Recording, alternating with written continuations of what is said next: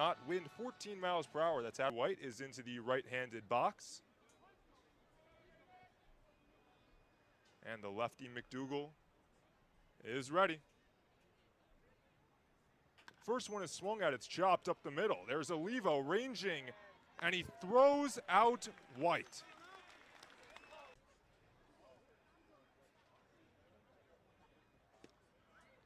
And a strike to Brody Akers. McDougal is a strike thrower. He was that way at West Virginia in the spring.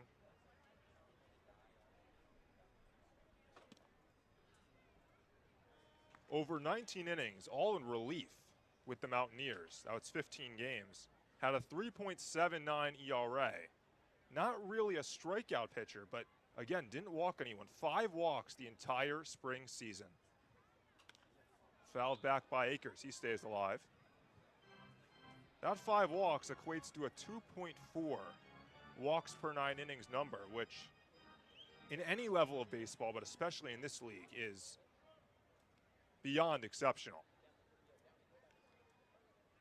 0-2, up and away.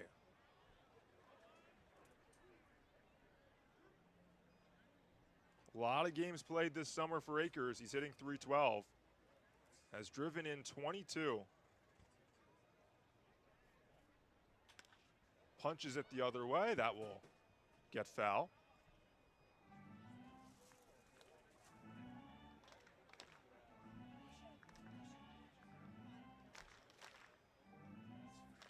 So far this year against Kenosha, he's 3 for 12. That's without an extra base hit. But what he's doing is getting on base. 8 walks to just 2 punch outs for Akers. Behind in the count, 1-2. Stays alive.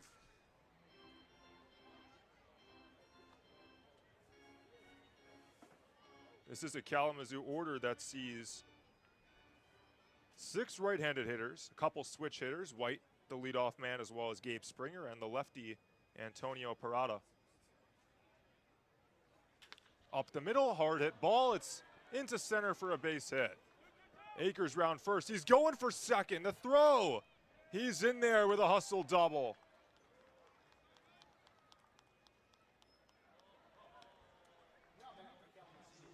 So Brody Akers takes the extra 90 feet. He's into scoring position for Ryan Strakirikoff.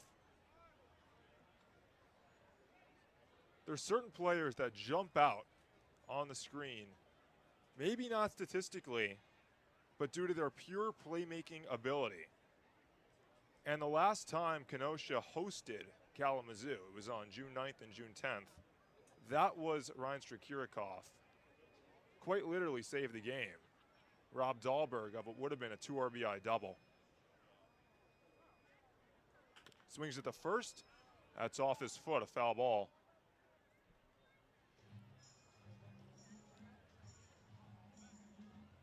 Kenosha a winner yesterday. They dismantled Royal Oak. Won 18-4. They scored in 7 straight innings, the 2nd, 3rd, 4th, 5th, 6th, 7th, and 8th. That allowed them to split their 2-game series with the Leprechauns. Kalamazoo coming off a sweep of Traverse City. They are 2-2. Kenosha's played 1 extra game in half number 2 because of the canceled game that was made up against Rockford. So they're 2-3. Akers on the move. It's lined into left field. Now Akers had to hold up at third because he thought the ball was caught. He will still dart home and score the first Growler run.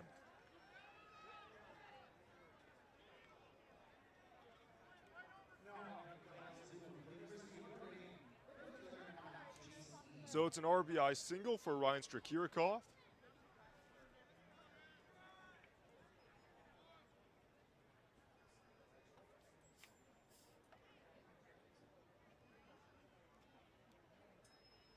Speed at first. Big lead too. He's not going, and it's down and in to Jace Lee.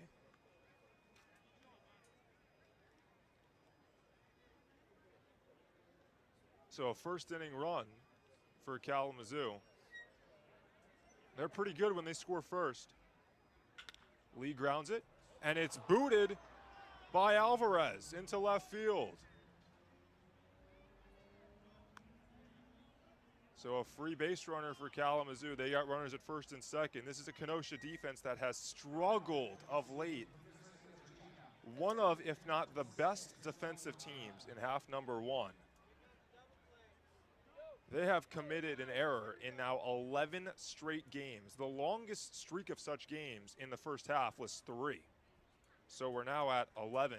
Alvarez has not fared well at third. He's got 3 errors in just 6 games. And it's outside to Parada. Kenosha as a team has committed 19 errors over those last 10. Now you can make it 20. Think about this. For the whole season, they've committed a total of 43. So nearly half of their errors for the whole season have come in their last 10 games.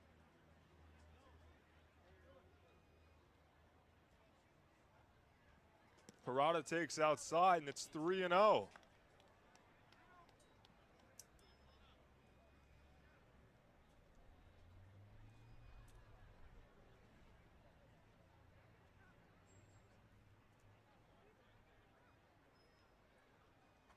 And a 4-pitch walk. So McDougal has struggled in this first inning.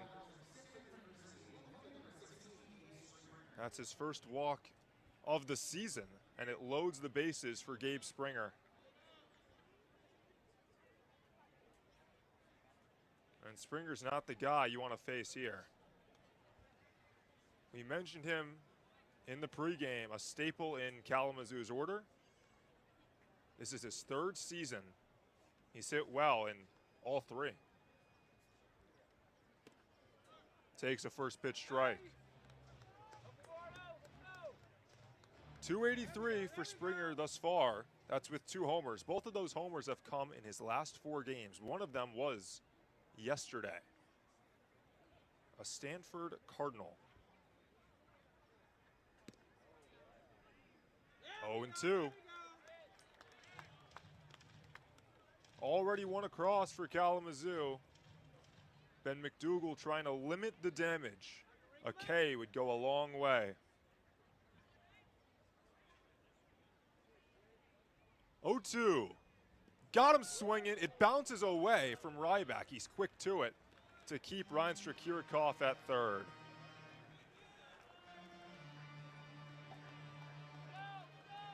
What a time to pick up a strikeout. And McDougal did it on 3 pitches. Threat not over, though. Got to get one more out, and the hitter is Matthew Thompson. Hot hitter over his last 10 is Thompson, hitting .357. That's with a couple homers. Swings at the first. This time it does get by Ryback, and Ryan Strakirikoff will score.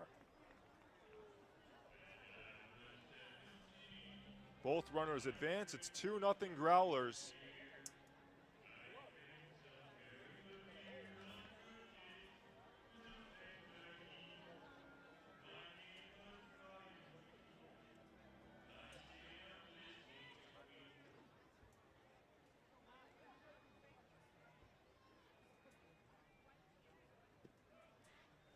Thompson hit a grand slam against Traverse City.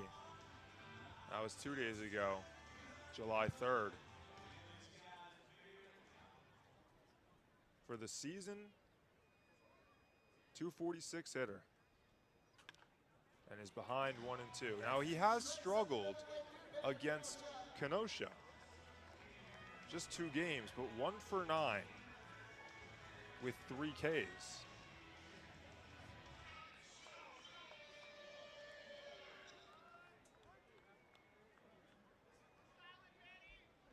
McDougal will try to limit the damage. 1-2. Got him swinging. Foul tipped into the glove of Ryback. Good freshman workload for him. First to Zebig is outside. Now, Garza did throw to a 6.09 ERA, which isn't great. You should expect some strikeout stuff, though. 10.3 Ks per nine. Upstairs, 2-0.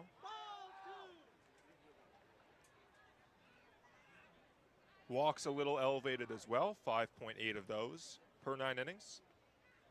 So your typical Northwoods League pitcher. Hitters count. And Z-Big goes after it. He fouls it off.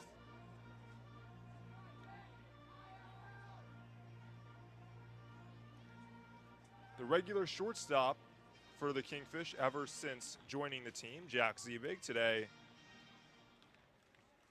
rests his feet as the designated hitter.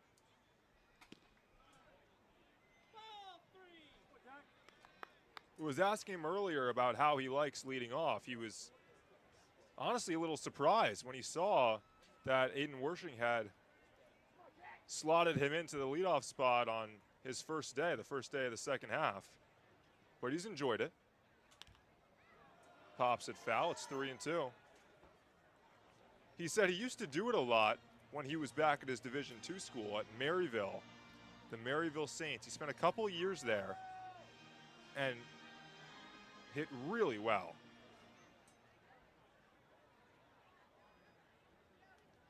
Average over 320 in both of those seasons. OPS over 1,000 in 2024.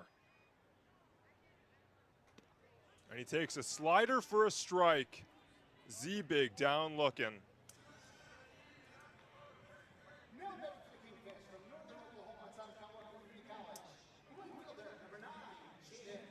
That was a sharp one. Z-Big, the lefty, gave up on it out of the hand. And he backdoored it.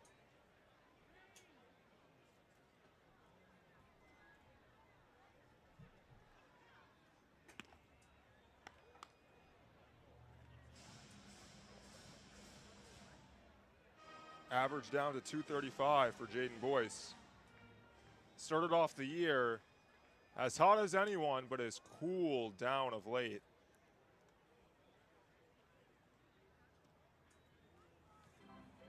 Struggling to the tune of just a 136 average over his last 10. That's 3 for 22 with just a couple RBIs. 2-0. 3-0.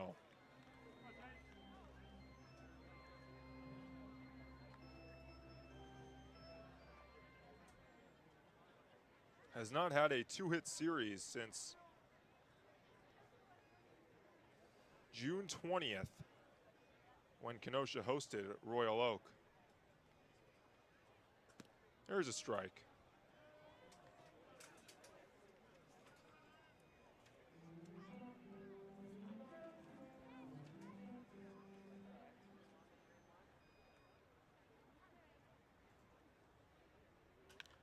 Boyce swinging, he fouls it off.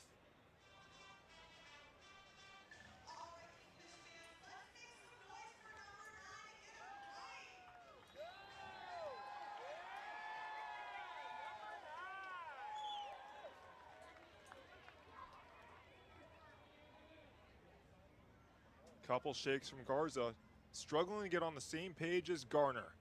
3-2. Breaking ball, he missed high, and he loses Boyce. That's the same slider he threw Z-Big. It's a more of a sweeper, very horizontal pitch.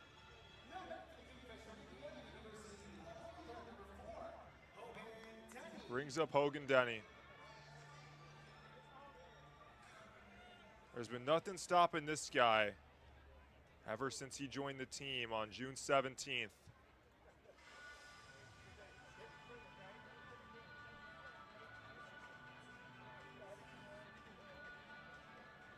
.424 is the average.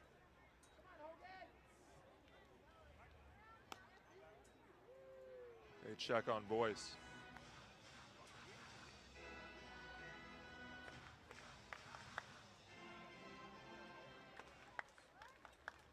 Four for 6 yesterday at Royal Oak in the 18-4 win. Swings at the first, hits it on the ground to short. White to second, one, back to first, there's two. And Garza sees the minimum in the first. We head to the second. You're watching the Northwoods League Sports Network. You have a UTI at 30,000 feet. McDougal, he's back out for the second, gets 8, 9, and 1.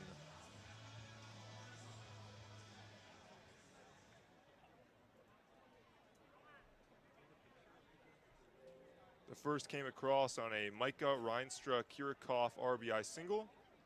The second, Reinstra-Kirikov crossing on a wild pitch. And Thielman, his first pitch swinging, he fouls it off. A lot of first pitch swinging early on for both teams.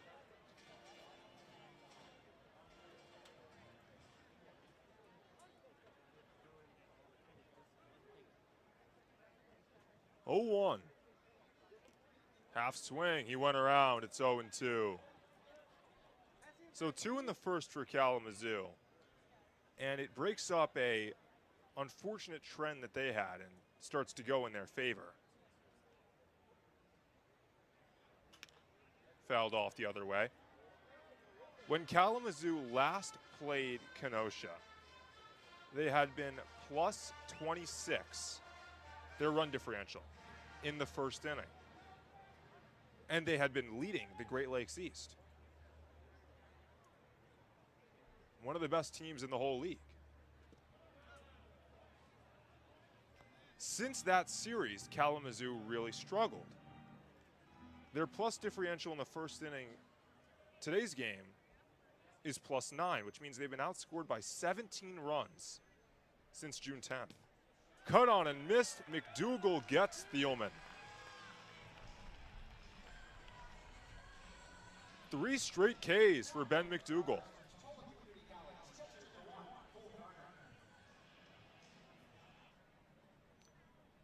That stat just illustrates how important it is to score first. And that's the thing that Kalamazoo really struggled with while they surrendered the Great Lakes East lead and ultimately lost it to Traverse City and even fell behind Battle Creek.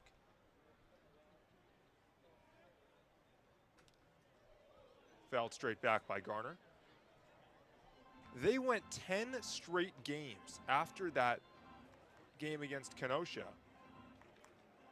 on June 22nd. So the next series that they played, the Kingfish, that one at Kalamazoo, where the opponent scored first. 0-2 on Garner. McDougal going right after him. Over those 10 games, Kalamazoo played to just a 2-8 record.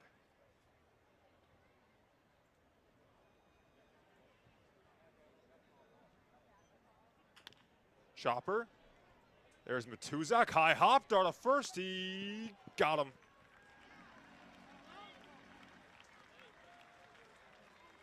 Double clutch nearly cost him, but Will Matuzak, strong arm, was able to get Garner.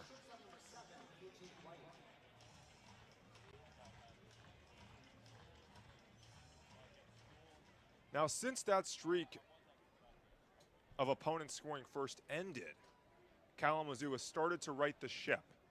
Including today's game, they've scored first now in 4 straight. And in the prior 3, had been 2-1, the 2 being the sweep of Traverse City. They lost the finale to Wausau. They now lead 2-0 in the top of the second here. 1-0, way inside, 2-0 on White. Second time through the Kalamazoo order, KJ White bounced out to Kyle Olivo his first time. 2-0. 2-1.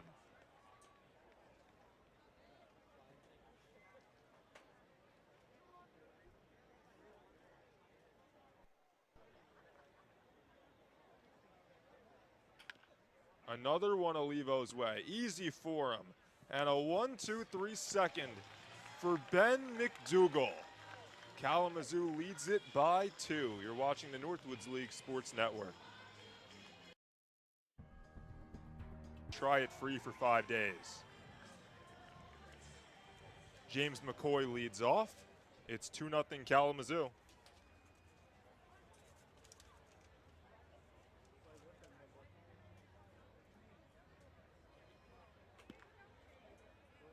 James McCoy has been hotter than hot.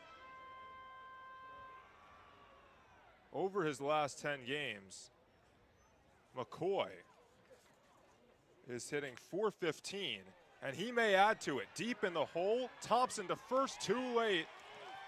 Infield single for James McCoy.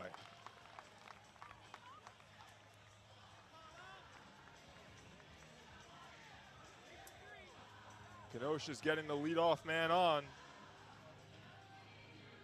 They did so 5 times in their 14-run win yesterday. It's one of the many, many categories you have to excel in to win as a team. When you get the leadoff man on, much easier to manufacture a run. Here's the lefty Alvarez.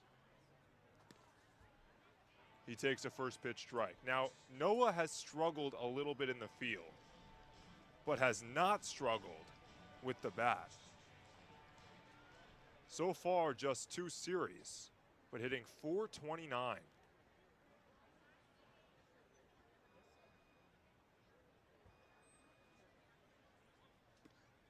That bounces away from Garner. McCoy had a late start, but is able to hustle into second.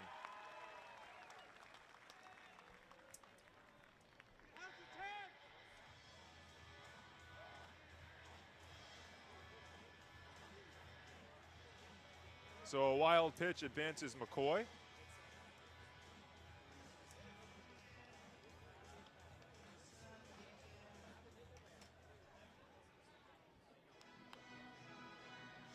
And now a mini conference between Garner and Garza.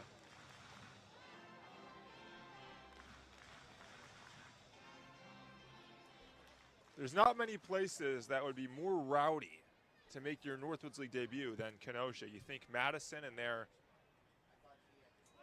vast stadium and sellout crowds, but Kenosha's right there. And we got a real good crowd on hand today.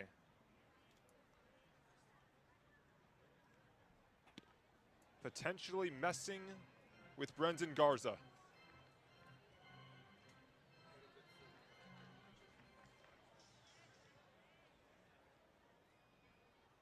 Hitters count for Alvarez.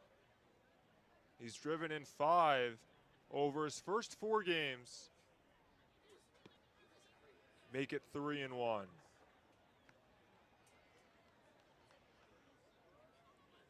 Matthew Woodward warming up for Kenosha. This would be his first appearance at home. All 10 for Woodward on the road. Upstairs to Alvarez, a 5-pitch walk gives Kenosha runners at first and second with no one out.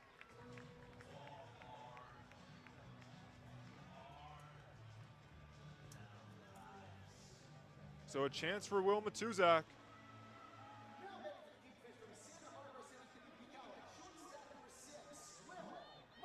Will went through a really, really cold spell where he was 2 for 24, striking out a lot, but he's starting to come out of that now. 4 for 8 in the Royal Oak series. That was with 4 RBIs, 2 extra base hits.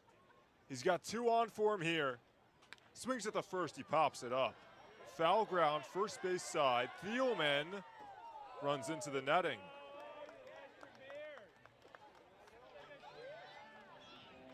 Lost it to the first row. You know, if that netting isn't there, and we're fortunate it's there. I mean, it seriously makes a difference in fan safety. But that's a play he probably makes if that netting isn't there and we're playing this game 10 years ago.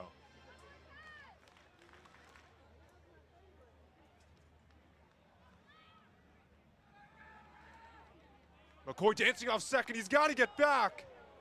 And they call a balk on Garza. And he's asking, what did I do? talking with Eric Dickey. He's pointing to the leg. Sometimes pitchers try to be deceptive with that front leg. They'll just bend it ever so slightly to make the runners think that they're going home, and even if it is a slight movement, it is a balk, and pitchers do it intentionally because if it's a little movement, sometimes the umpires won't call it, and then they can pick off a runner. That time, Eric Dickey was all over it. It advances both runners. So 2 in scoring position for Matuzak. Hits it on the ground. They're coming home. McCoy is out. Brody Akers, no hesitation. So a fielder's choice retires McCoy and allows Matuzak to take his place at first. And now it's as though there was no balk.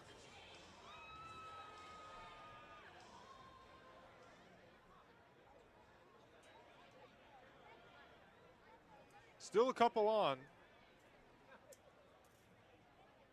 Here's Ryback.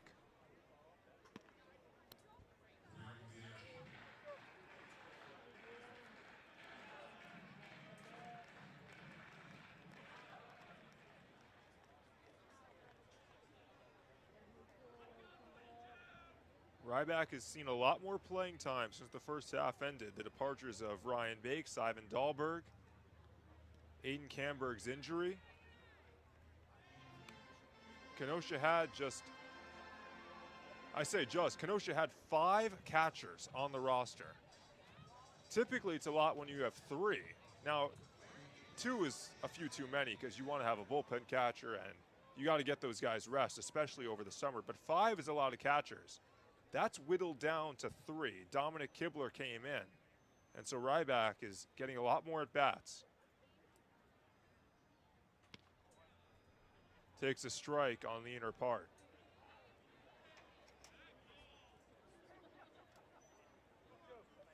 A hit in each of the past 3 series for Peyton. 5 RBIs in the Royal Oak series. Up to 14 on the year. And he's now in a hitter's count. It's 3-1.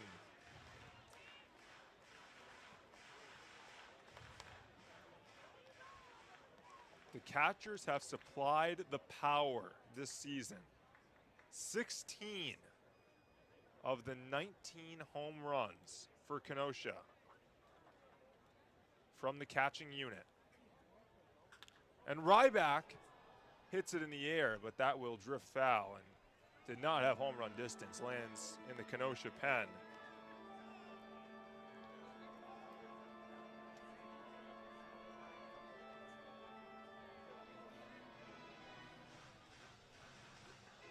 So we'll get a payoff pitch to Ryback. Alvarez off of second. Matuzak with speed at first. 3-2. Chopper, another chance Akers. He steps on the bag for 1, throws to first. Not in time.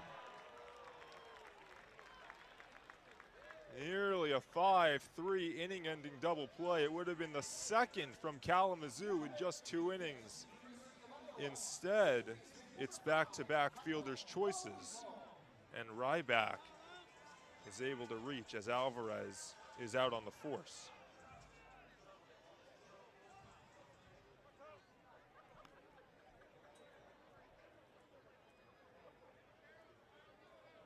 So after the first 2 reach, the next 2 have gone down. Still 2 on for Olivo.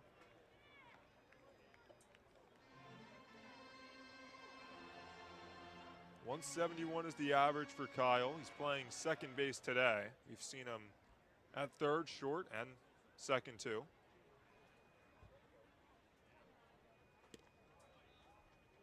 One and one. Olivo is a two-way player, has had time on the mound. He's been much better of late, pitching-wise. Serious strikeout stuff, up to 96 with the fastball, devious slider. Hits it on the ground, jumping out of the way. Ryback, it's into right field, a base hit. Here comes Matuzak. He will score. It's an RBI single for Kyle Olivo, and Kenosha's on the board.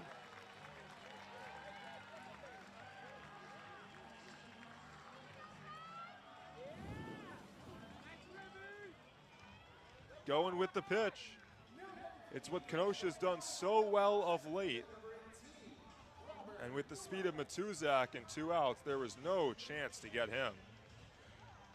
Ryback went first to third. So they're on the corners for the 9-man Robert Newland.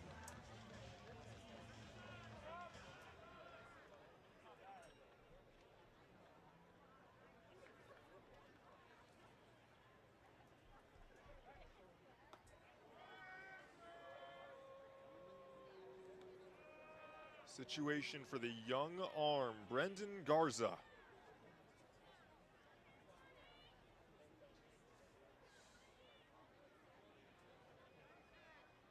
Olivo off of first. And they'll check back on him again. He can do it as many times as he wants. Unlike professional baseball, there is no pickoff limit. There's a pitch count in it. Does reset every time, almost a glitch. Now he comes home and Newland fouls it back.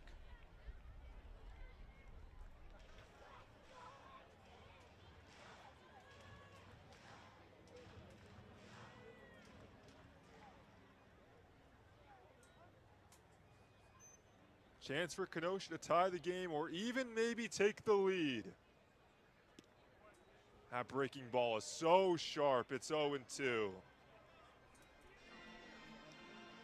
217 the average for Newland. Had a couple homers last year with Kenosha, has yet to launch one so far this summer. Way outside.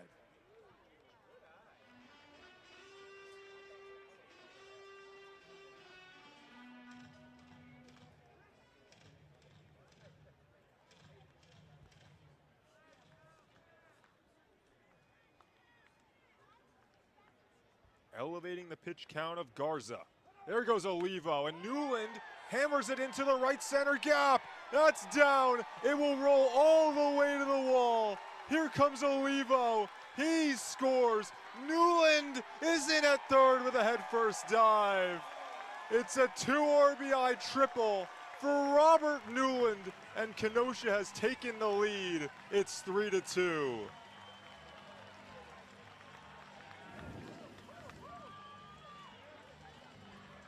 Hit and run, yet he sent it into the outfield.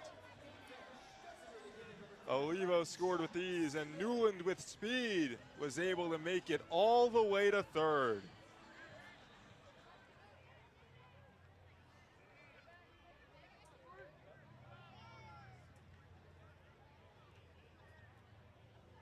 Back to Jack Zebig.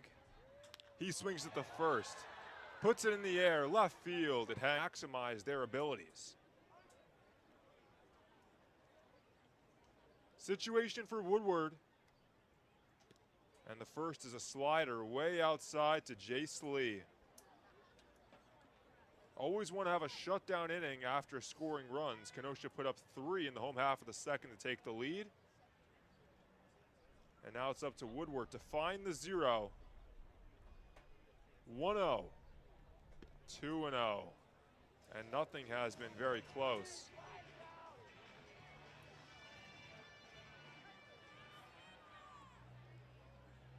Akers at second. He led off with a walk. Ryan Strakurikoff at first. He was hit by a pitch.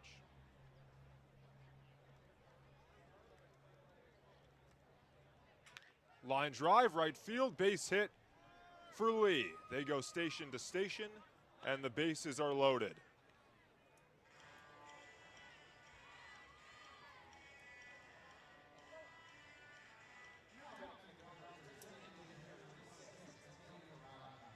So the first 3 have reached. One of the many issues Kenosha has found in losing streaks and in games that they lose is the big inning. How do you prevent the big inning? You can't allow Kalamazoo or any opponent to string together runners on in 4, 5, 6 at-bats in a row.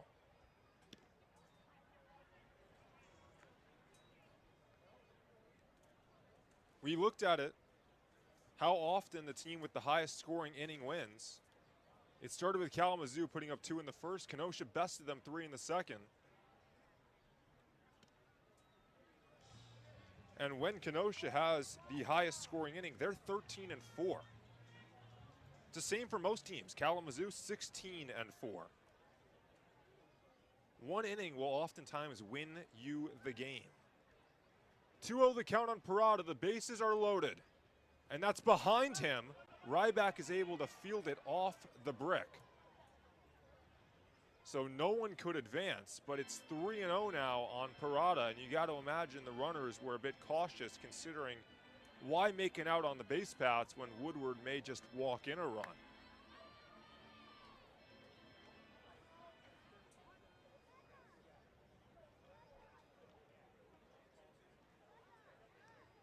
Got to assume red light.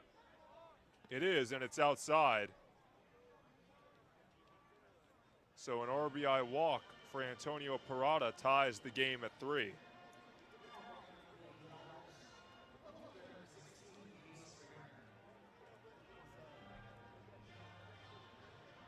And these are the ones. And here's a dangerous hitter in Gabe Springer.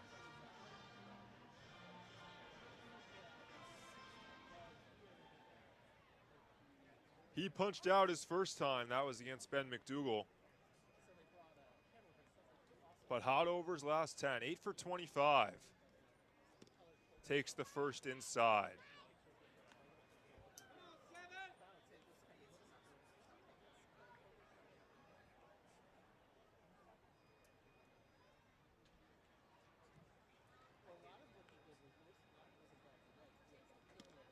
There's a strike.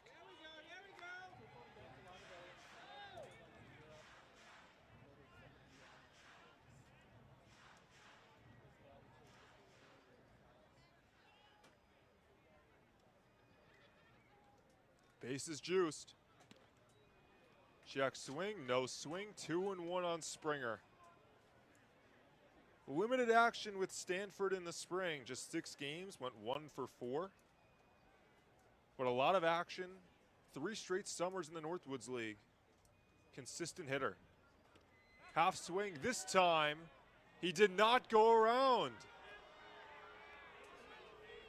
The crowd can't believe it. It's 3-1.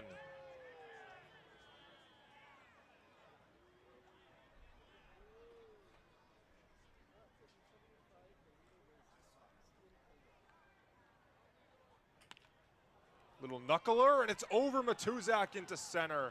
Ryan Strakirikov will score. Everyone else just moves up 90 feet. It's now 4-3 Kalamazoo.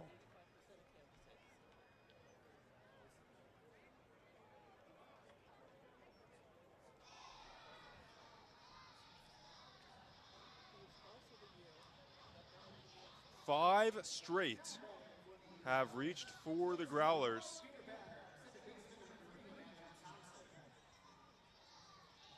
And none of them have gone more than 90 feet at a time.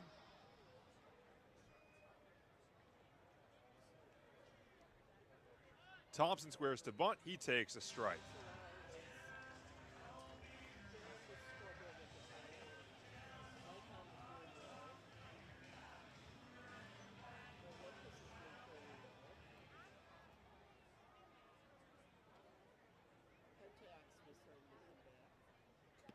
One and one.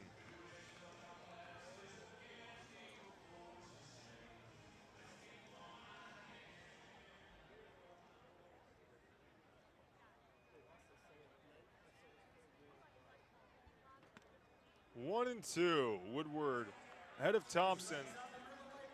Looking for the first out of the third. This game has gone back and forth twice already. Kalamazoo jumped out to a 2-0 lead. Kenosha responded. They led 3-2. Already 4-3 Kalamazoo in the third, and they can't add to it here. Infield fly is called, The catch is made by Alvarez anyway, and Woodward has out number 1.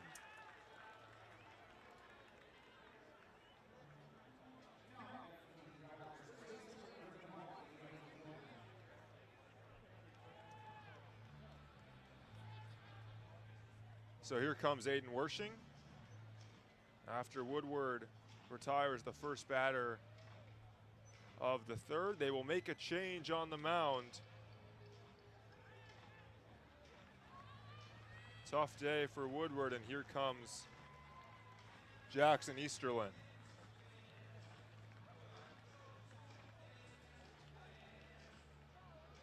Saw 6 hitters and 5 of them reach, so we're in for a high-scoring game, and still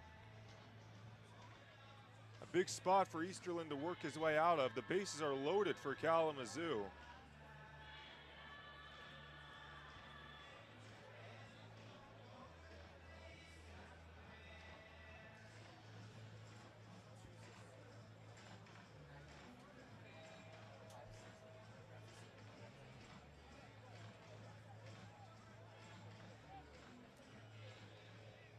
Right-handed pitcher is Easterlin. There you see the numbers. Out of Oakland University. We saw him for his first outing of the year. It was against Rockford. He threw 2 innings. Did not allow a run. He struck out 3. That's pretty good. Wisconsin native out of Franklin.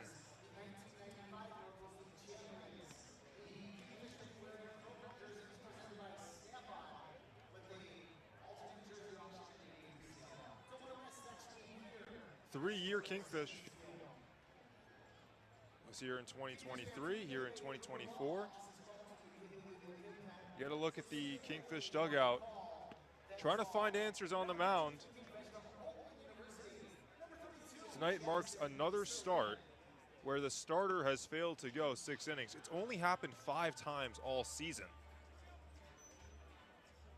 Kenosha starters have gone that 6-inning mark just 12.5% of the games. It's 5 for 40, so you can make it 5 for 41. Now, with the roster the way it is, there's a lot of pitching. So they're never taxed for pitching the way that, for instance, Royal Oak was yesterday. They used 5 position players. Kenosha has enough pitching to make it through, but you want to give your bullpen guys a little bit of an ease. Here's Easterlin, and the first misses high. So the count is 1-0 on Avery Thielman. The bases are loaded. It's Lee at third, Parada at second, Gabe Springer at first. And that's hammered but foul to even the count at 1-1.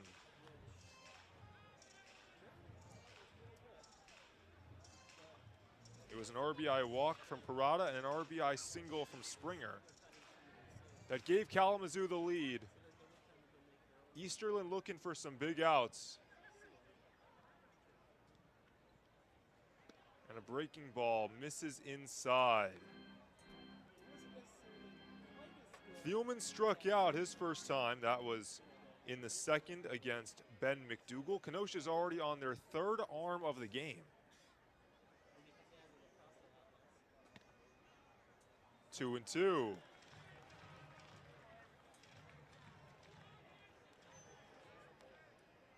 Easterlin's not the hardest thrower and doesn't strike out a lot of guys historically. Now, he did strike out 3 in his first appearance. A strikeout here would be big. Instead, it's 3-2 on Thielman.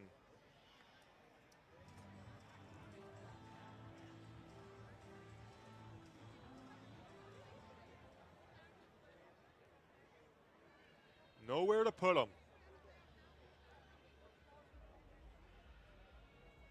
Easterlin deals.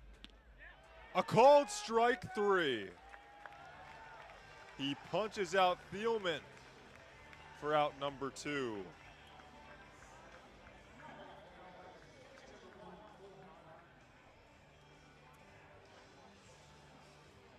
Just painted the outside corner. So he got the hard one. Now he's got to get one more. Doesn't have to be a strikeout, can be any out. And it'll end the third. And strand 3 Growlers. He gets the 9-man Garner. And the first floats in there for a strike. Ground out Victim his first time. It went to Matuzak at short.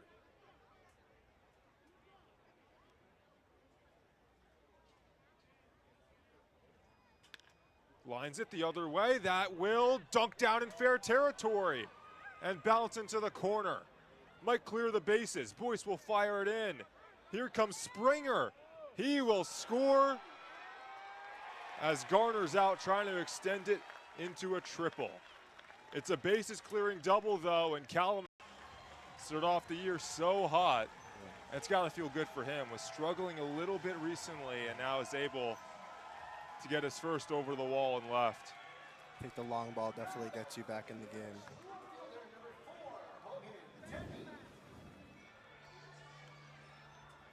All over it. How do you respond for like that if you're a pitcher? The guy just hit a tank, and now you got to deal with Hogan Denny. No. He sends one on the ground, chance for Akers. There's the first out. For the long ball at the start of the inning, you kind of want to just get your first out, so I would just go right back at him, right back. You know, even with Hogan Denny being a great hitter, you got to just throw strikes and trust your defense.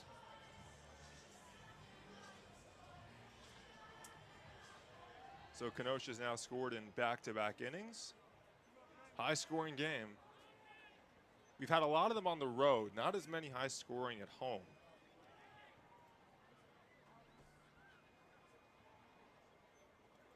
McCoy takes low.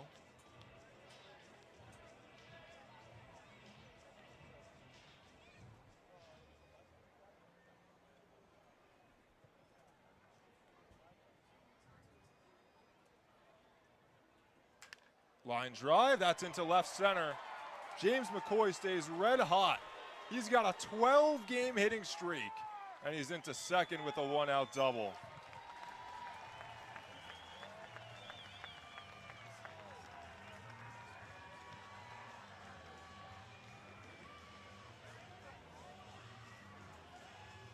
What a spark plug this guy's been offensively. Yeah, McCoy's been great for us all year. He came a little late, and he's just been offensively, he's made a statement here so far. So out comes pitching coach Greg Wright to talk things over with the young righty Brendan Garza. You're a young pitcher as well. What do these conversations on the mound with the rest of the infield feel like for you? You know, you got, how much talking is there? Is it more you talking, the catcher talking, whoever it may be, Camberg, Ryback? Or is there a lot of the pitching coach instilling confidence in you? A lot of times the pitching coach just wants to give you your confidence back, give you a breather. And a lot of times your infielders kind of just listening, and your catcher might give you a few words of encouragement and just go right back at it.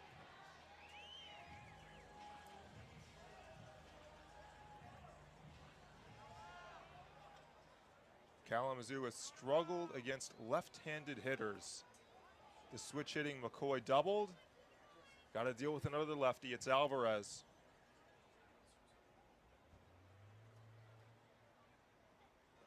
He takes down and in.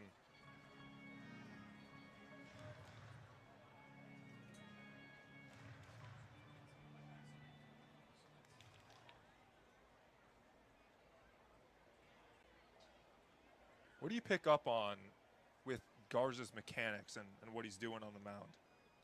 You know, he seems pretty quick with it, especially when there's runners on base. Checks the runners pretty good. Ooh, right into the camera. Tim gives us the thumbs up. Does a good job of making sure McCoy's pretty close to the bag before throwing home. Timmy's been around a long time. He's been part of the Kingfish organization since 2015. All right, we're gonna need some calisthenics for the boys down there. We gotta keep them warm. Let me start some stretching. 1-1 to Alvarez. Outside. Yeah, stay loosey goosey, nice and warm.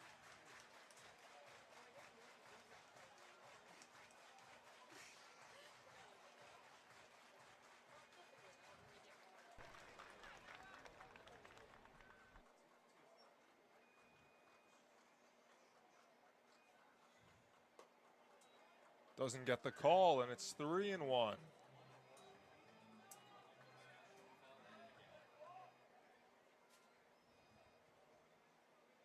Garza's featured a really sharp sweeping pitch along with that fastball.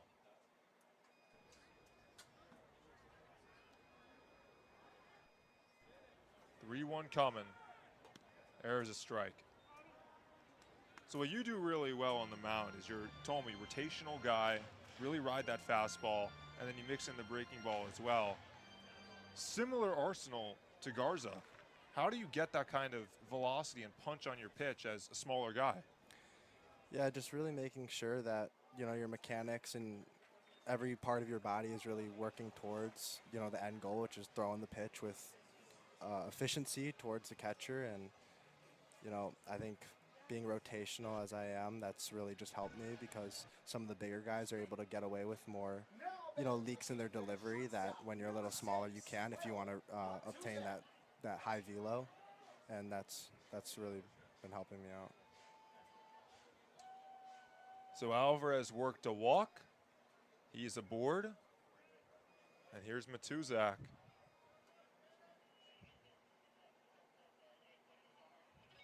told me he was going to, yes. First pitch swing from the Vij.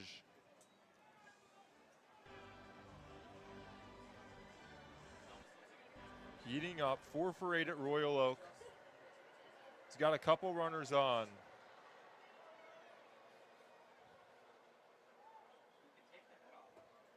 One and one. As a reliever, what's the feel like in a game more like this one where it's 7-4, we're only in the third inning, and your name may be called just because of the amount of arms being used rather than the 2-1 game where the starters are still throwing in the 7th? I mean, it's a different type of ball game. There's already been 11 runs scored in the game, and that's a lot for the third inning. And I think, if you're coming in a 7-4 ball game, you're just trying to reduce the damage. There's already been a lot of damage done.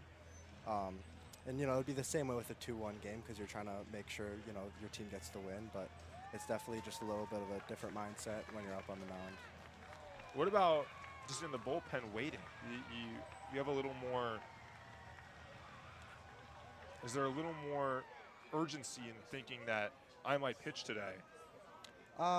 Usually when I'm in the bullpen and I know that, Jordan has told me that I'm, going to pitch today, I'm usually have the same mindset no matter what of, when I get in the game, I'm just trying to dominate and not really worrying about what the score is, if we're winning, if we're losing, or the situation.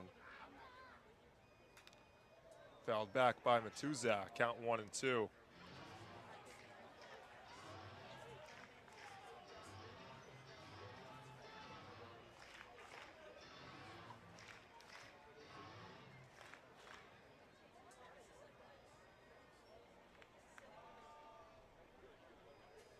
Garza had 1-2.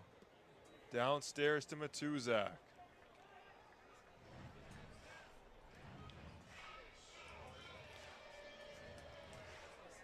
The righty still going here in the third. Has allowed a lot of base runners.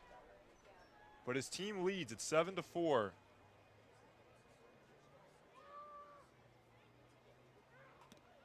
And now the count fall. Watching you pitch, it's just clear from the naked eye how composed you are on the mound. What do you tell pitchers, or how do you achieve that level of composure when you're going to be pitching in spots like these, downstairs to Matuzak, and the bases are loaded? A spot like this where there's no room for error. Yeah, no matter really the situation, you have to be out there knowing that you're better than the hitter you're facing, even if, scouting reports say differently or, past appearances versus them, they've hit you. You have to know that, you're going to get him out, and you're going to do whatever you can to make sure it's a 1v1 once you're on the mound. You versus the batter. Nothing else matters. So just having that mindset with every batter, it's a new war, it's a new game every single time. I think that's really helped me stay composed. And Garza continues to fall behind.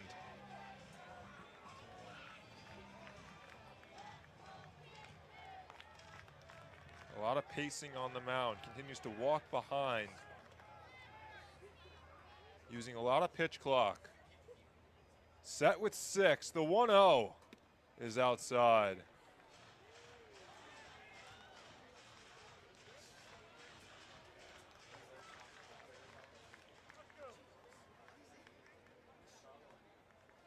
Tying run, Matuzak at first.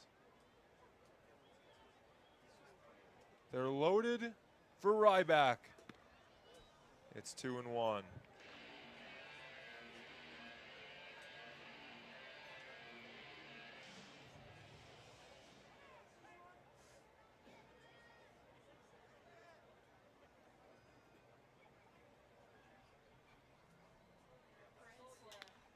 In the air, deep left, Ryback pushes Springer to the track. He comes in and makes the play.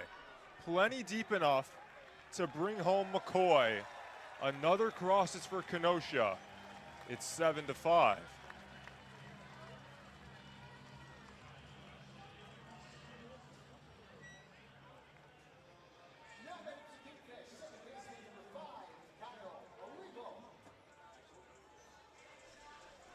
And now here comes Cody Pachaki.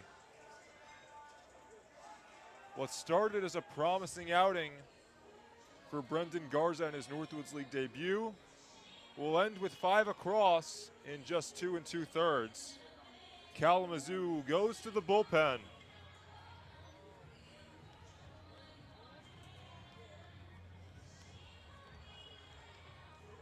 And they call upon Hayden Scalf.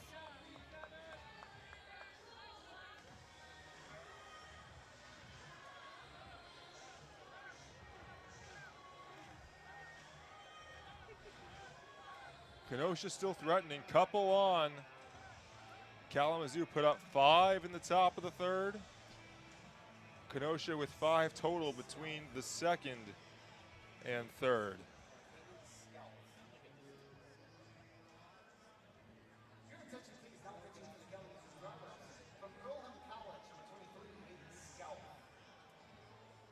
So here's Hayden Scalf, 6'2" righty out of Earlham College.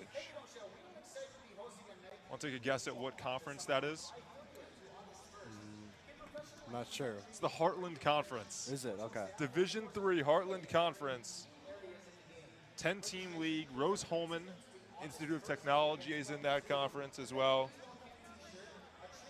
And he's a member of the Earlham Quakers. He's been with them for 3 seasons and has thrown a lot of innings, primarily a starter there. This season, 12 games, 10 starts, a 5.25 ERA,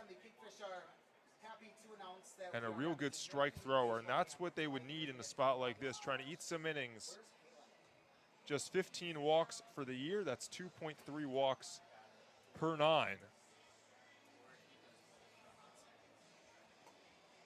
I was talking with your Illinois teammate before the game, Jack Zebig, about his time at Maryville, Division II school. And what he told me was the jump from D2 to Division I was really a lot less than what he thought it would be. The competition is very similar. You get guys just as talented at Division II. The only difference is there's more depth, he said, at the Division I level. Everyone deserves to be there. Division II, there's plenty of good guys, but the difference in talent is more vast. Division III, it's slightly different. But still, you gotta be sure there's some good players at that level. And Scalf's first is popped up foul.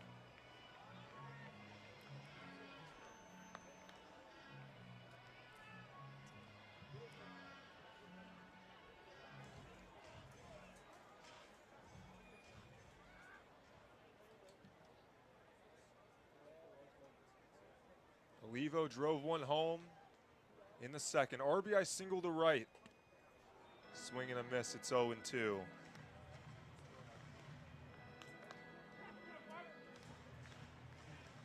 Scalf has played summer ball before. Was in the Prospect League last year. 10 innings. He struggled there, a 9.9 ERA. Olivo in the air, right center. Ryan Strikurkov glides underneath it and makes the play, but Kenosha gets too closer. Solo shot for Boyce. Sac fly, 2 ground outs to Olivo at second. Those were both as a right-handed hitter against the lefty McDougal. And here, he takes inside, it hits him. Another leadoff base runner, it comes on the hit by pitch.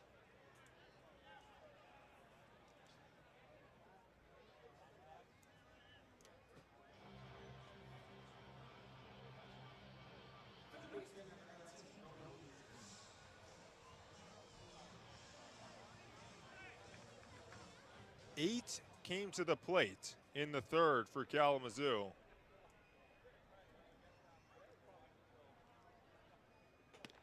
The first man was Akers. He led off with a walk. That was against Matthew Woodward, who struggled today.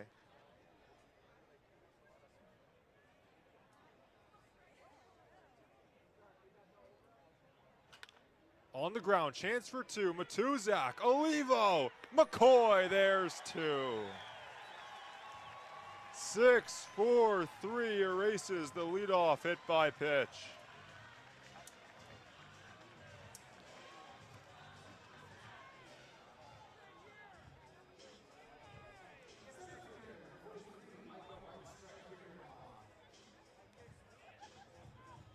That'll help Easterlin.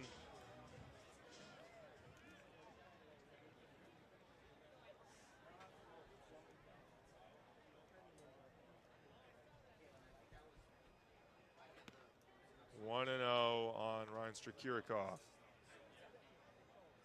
He's reached both times. RBI single in the first, hit by pitch, and scored in the third.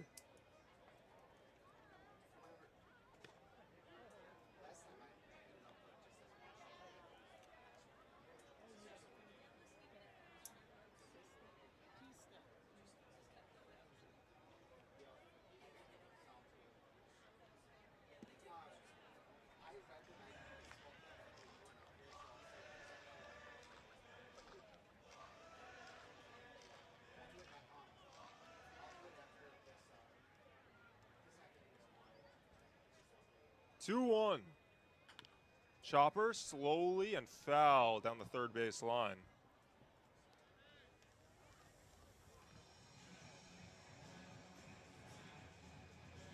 Right, Kingfish fans, 2 outs, 2 strikes. Let's make some noise for Jackson.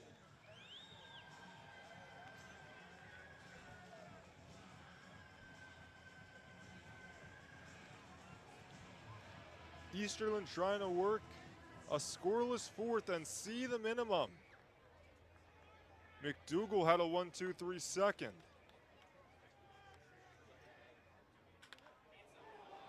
And Ryan Strikurkov says otherwise.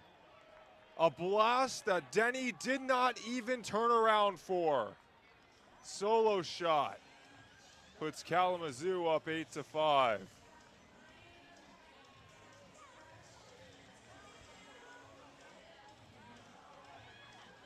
That's his third of the year.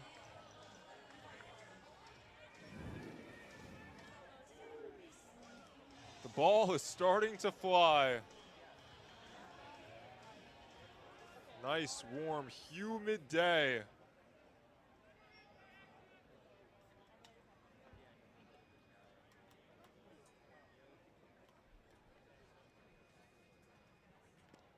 And a first pitch swing from Lee. It's a foul tip.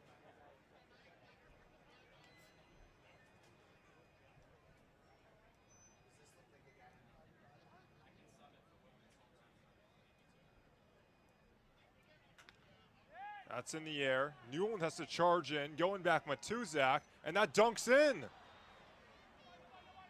So a bloop single for Jace Lee, and the inning continues.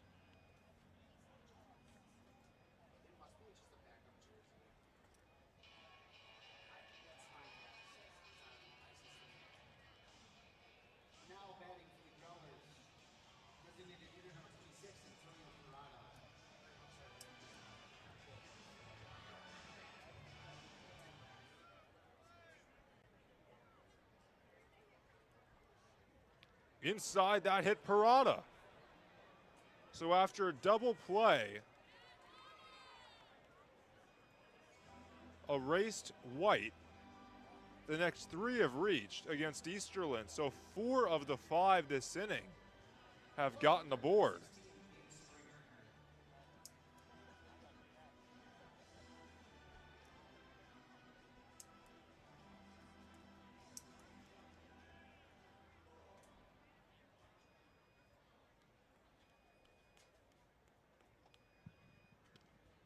Strike to Springer.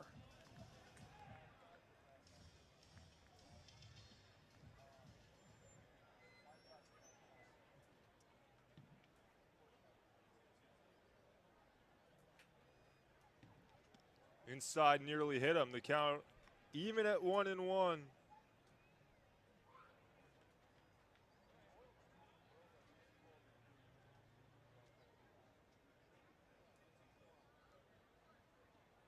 Pitch to Springer. Chopped.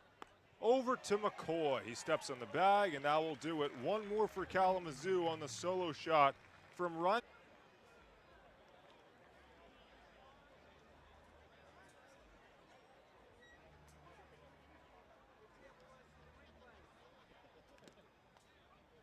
Fouled off by Zebig.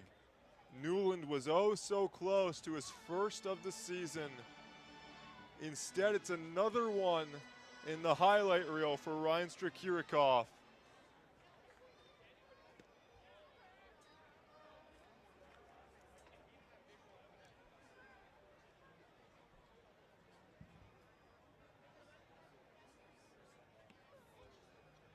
Speechless.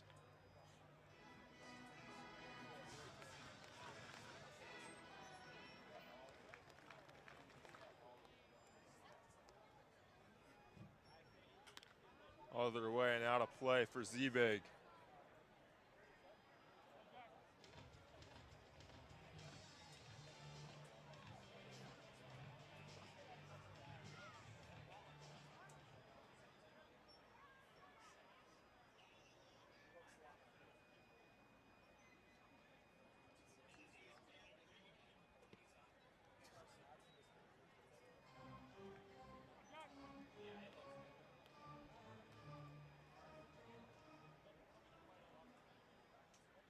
Two.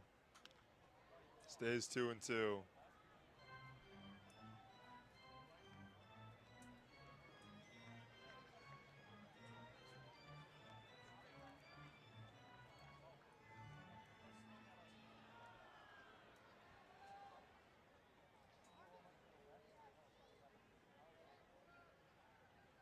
Breaking ball. It's 3-2 on Zebig. Jack is 0 for 2 today.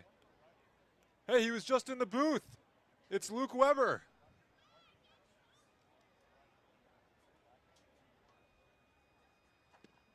And Zebig is down swinging. So Scalf has done well in relief. He's retired all 4 he's seen.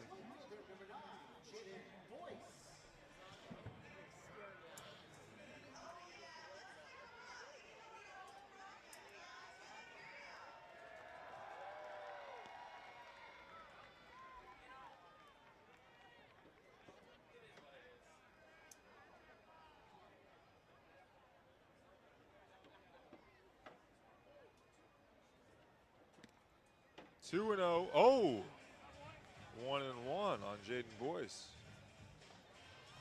Good day for Jaden. 1 for 1 with a walk. That one, a solo homer. Line drive. It should be another hit for Boyce. He goes the other way into right center. He's looking for 2, and he'll have a 2-out double.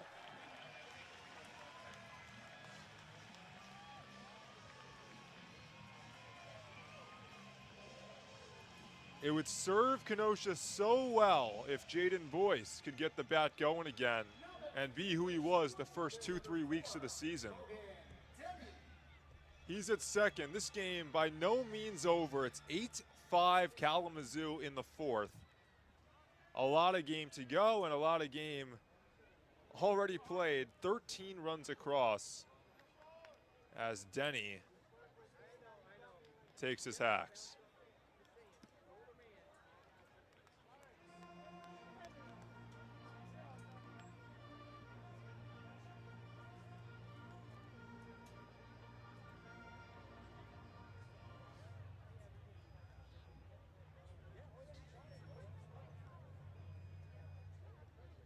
Long hold. 1-0. Inside. And it's fouled off the knob of Denny.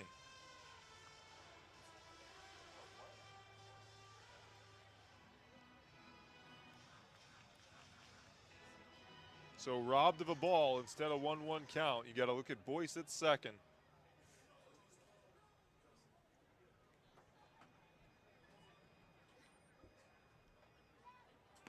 Up and in. Hogan 0 for 2. Very rare stat line for him. Grounded into a double play in the first. Grounded out to third in the third.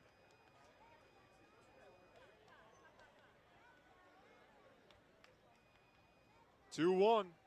Way inside. It's 3-1 on Denny.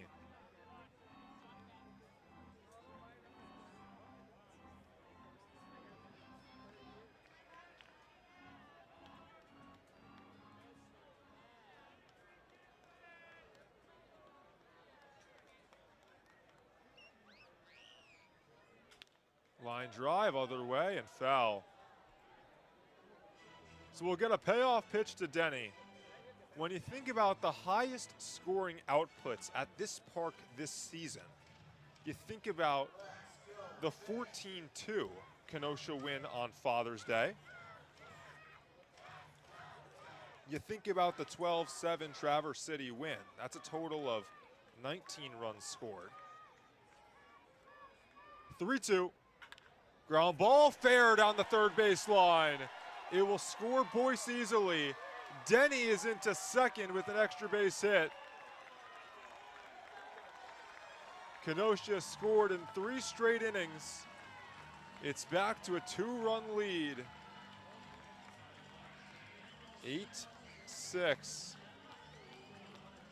Expect more to come.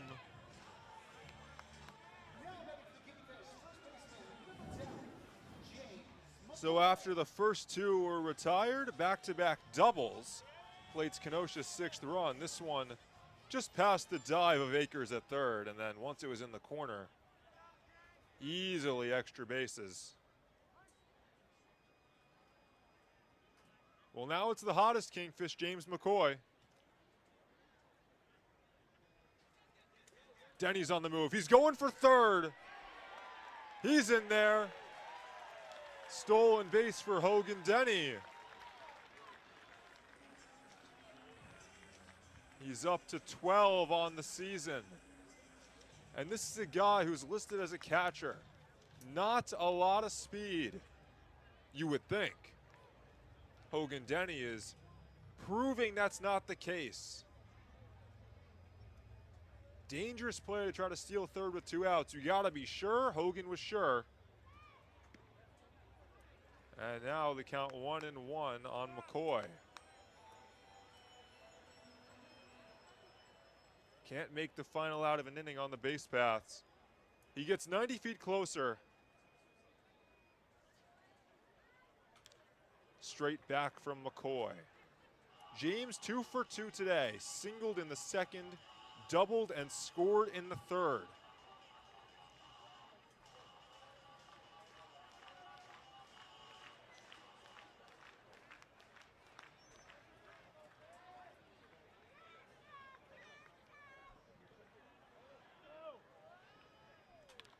Denny was nearly halfway down the line when the pitch was delivered from Scalf. The third baseman Akers is off the bag, and Denny is trying to get inside the head of the righty. McCoy battling. 1-2 the count. Line drive and off the glove of White and into center field. RBI single for James McCoy, his third hit of the game. And all of a sudden, it's a one-run game. 8-7 Kalamazoo.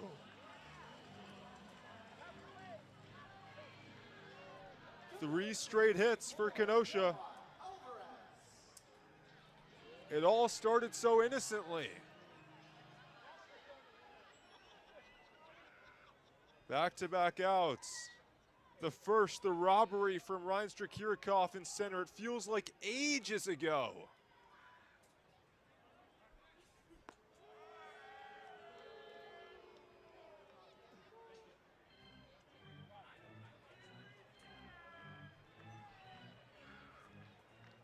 Alvarez has walked both times. He takes up and away.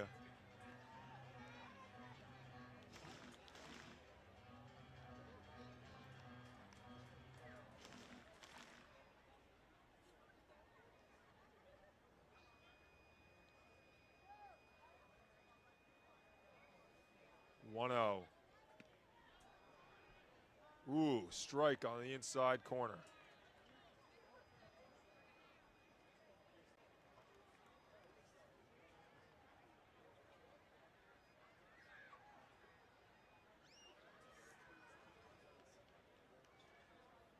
Up the middle.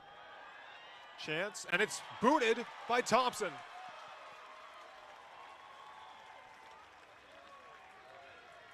An error from Matthew Thompson prolongs the inning. 4 straight have reached.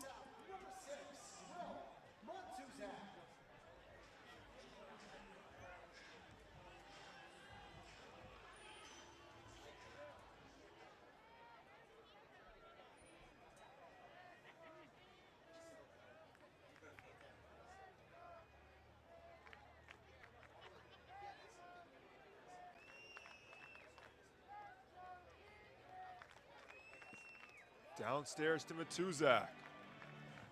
Will is 0 for 1 with a walk.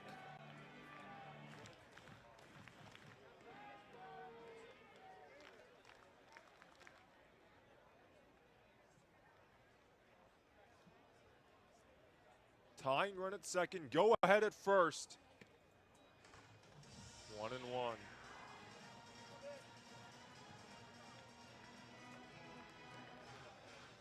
Will Matuzak out of Santa Barbara City.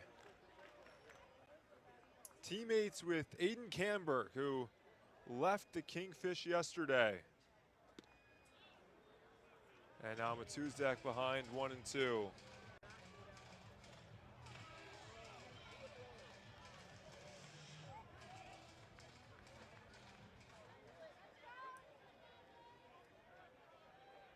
We're only in the 4th. 1-2.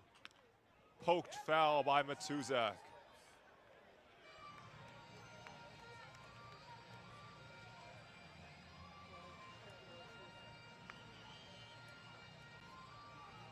Eight hits for Kenosha, 7 for Kalamazoo. The inverse is the runs. 1-2. Blocked by Garner.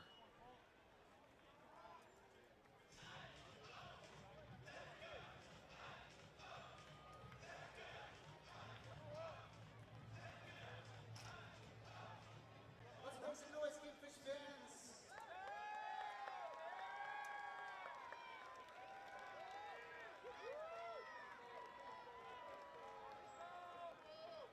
Two-two.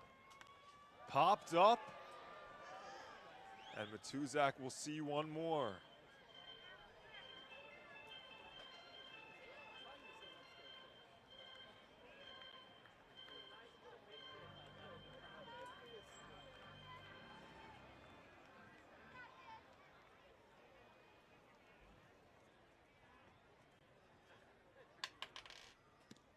Three and two on Matuzak.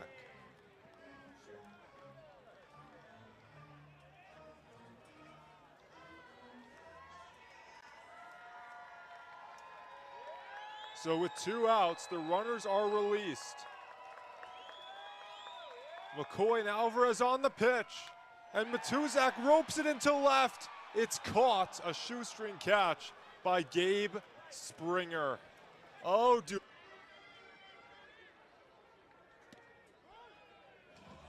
Straight to Thompson, it's 1-1.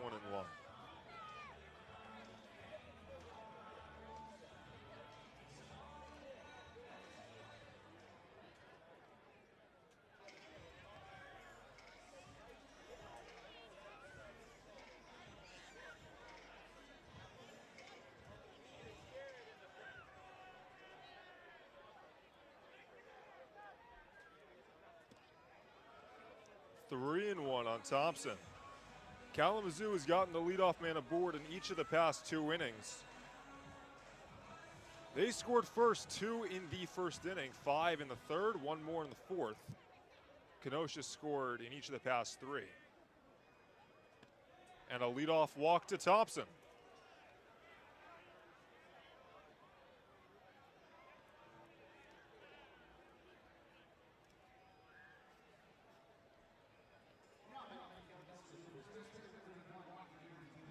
So the only Growler to not reach base is Avery Thielman. He's 0 for 2 with a couple strikeouts. He's got plenty of time to change that. Takes a strike. It's 0-1.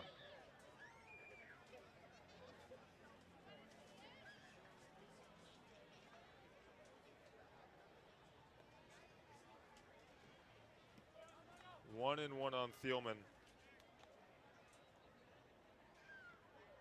Easterlin came on for the final 2 outs of the third inning. So he's gotten through 1 2/3 so far. Other way and into the netting, an inside-out swing from Thielman.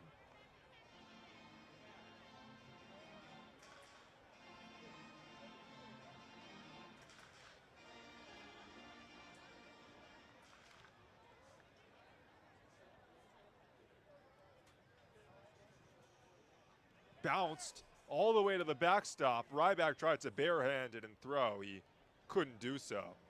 So a wild pitch advances Thompson to second.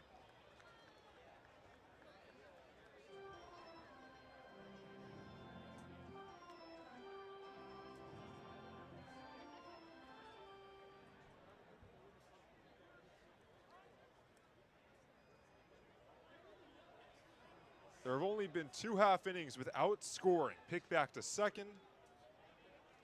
Olivo wasn't even really on the bag.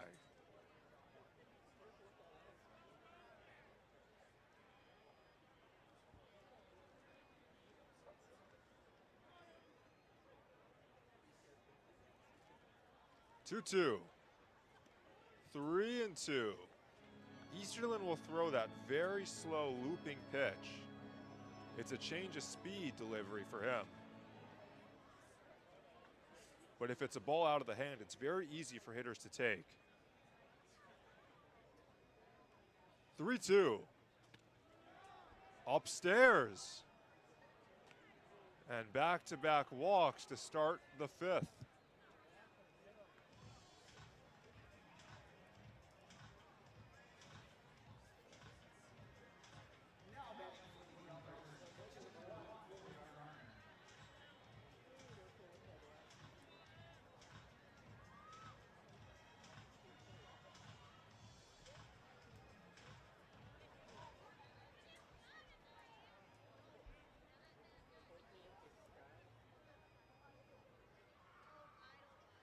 Here's the catcher, Garner. He squares to bunt. It's upstairs. That was the fastball.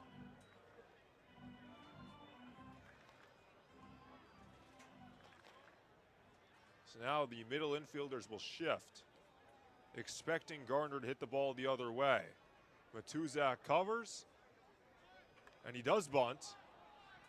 It's fielded by Alvarez. They get Garner at first, but he does the job and very well. Advances both runners into scoring position. More than anyone else, Kalamazoo sacrifices. They play to win the game, and that's a compliment to them and their style of play. They lead the league with 30 sack hits slash bunts, or 20. That was their 20th, which is by far more than any other team. The second most is Battle Creek with 13.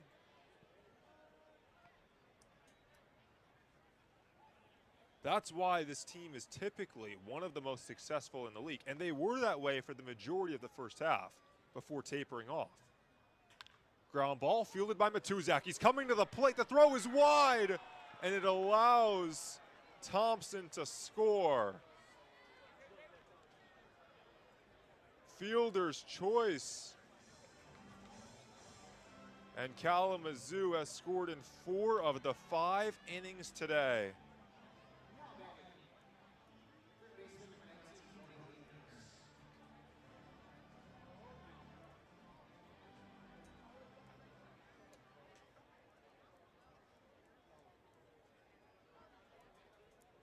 Runners on the corner, runners at first and second, still only 1 out.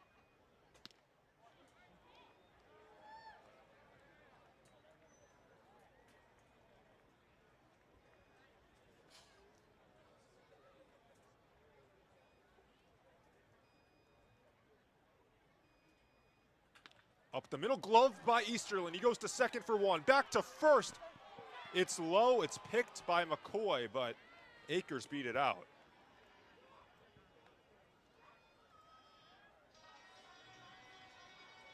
So they couldn't quite turn 2. Kenosha turns the second most double plays in the entire league. They've turned 114 of them. Couldn't turn one there to get out of the 5th with just the 1 across. So you got to face Micah Reinstra-Kirikoff and have to be careful with this guy. There is a base open, and it's second base.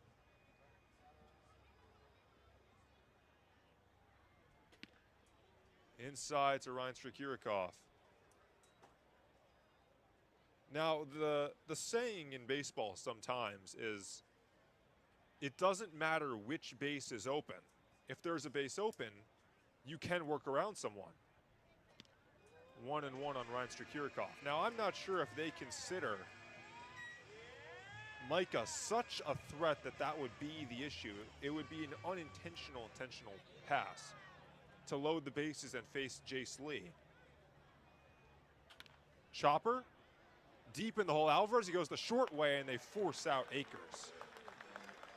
So Easterlin able to escape, but 1 more comes across for Kalamazoo. It's 9-7. Potentially a rally starter. 3rd time Kenosha's had the leadoff man on in 5 innings.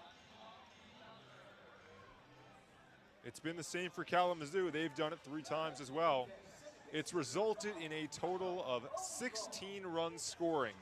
The highest total between 2 teams at this park this season is 19 between Traverse City and Kenosha on June 3rd. Chase from Olivo, it's 0-1.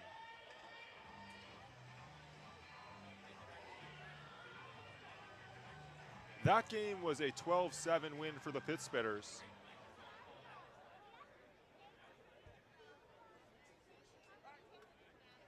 And the pickoff is errant. It's into right field. Ryback is turning second. He's going all the way to 3rd. It's a 2-base error that allows Peyton Ryback to get to 3rd base with nobody out. This one is a fun one, to say the least. The error is on Drew Duckhorn. He took over for Hayden Scalf.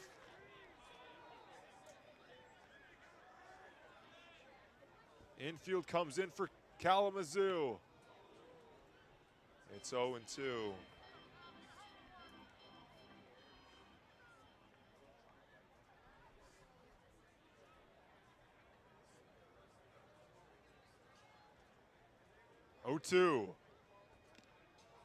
Foul tip, it's out of the glove of Garner, so Olivo remains in the box.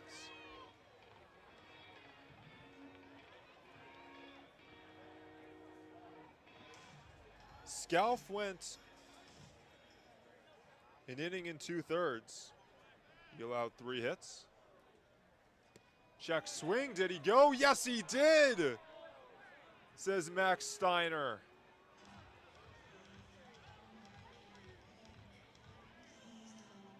And so a punch out for Duckhorn. That's the first that he needs, an unproductive out, trying to strand Ryback at third.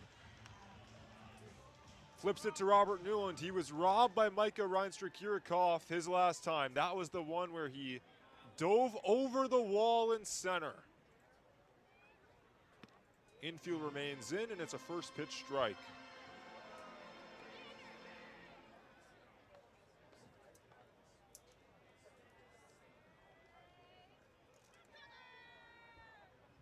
Oh, 1. 0-2. Duckhorn going right after him.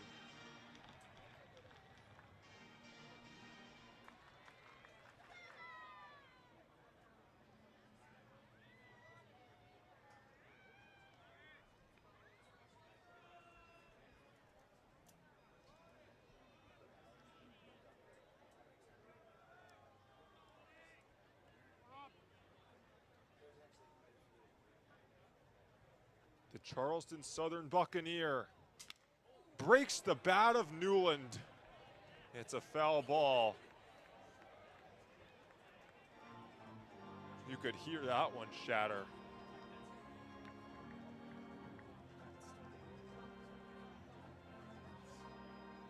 So that will go into the team store, available for purchase.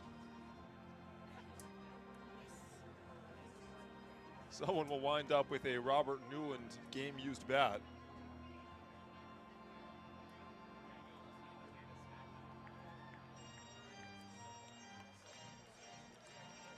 So, new piece of lumber for the Kenosha center fielder.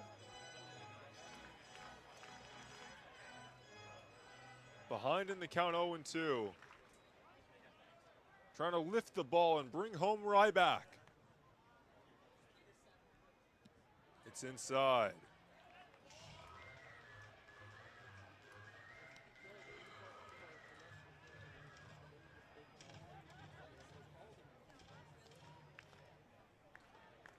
Newland was robbed his last time.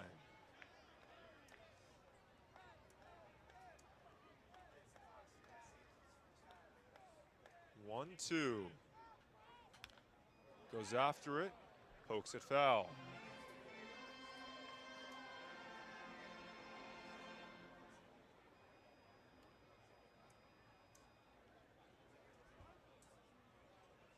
The lefty Duckhorn, in just his second game as a Growler, misses outside to even the count at 2-2.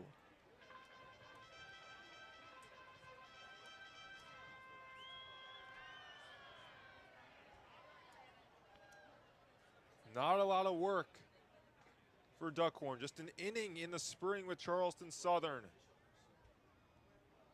And he gets Newland swinging on the change. So back-to-back punch-outs for Duckhorn. And now it will require a hit from Jack Ziebig to bring home Ryback. We are in the 5th inning. This is Jack Ziebig's 4th plate appearance.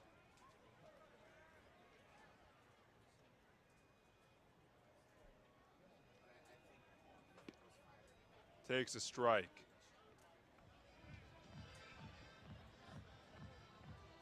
At Illinois this spring, was at Maryville the previous 2 seasons. Used those seasons and a summer last year in Rockford to make it to Illinois, and grounds it, cutting it off, Akers. And they get Ziebig to end the 5th. Kenosha held scoreless. Kalamazoo retains.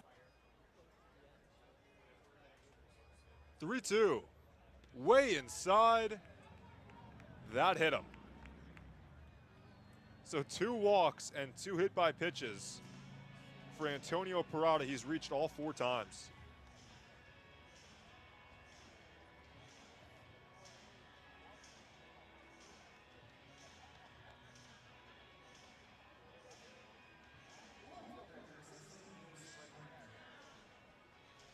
Brings up Gabe Springer.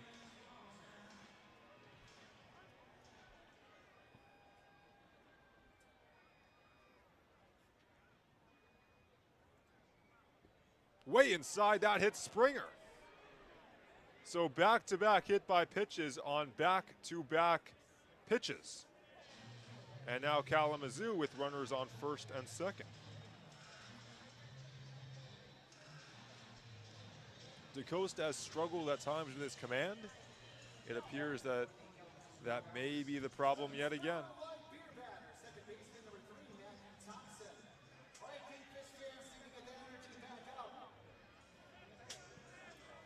This is just a two-run game. Kalamazoo leads it 9-7. A lot of scoring early.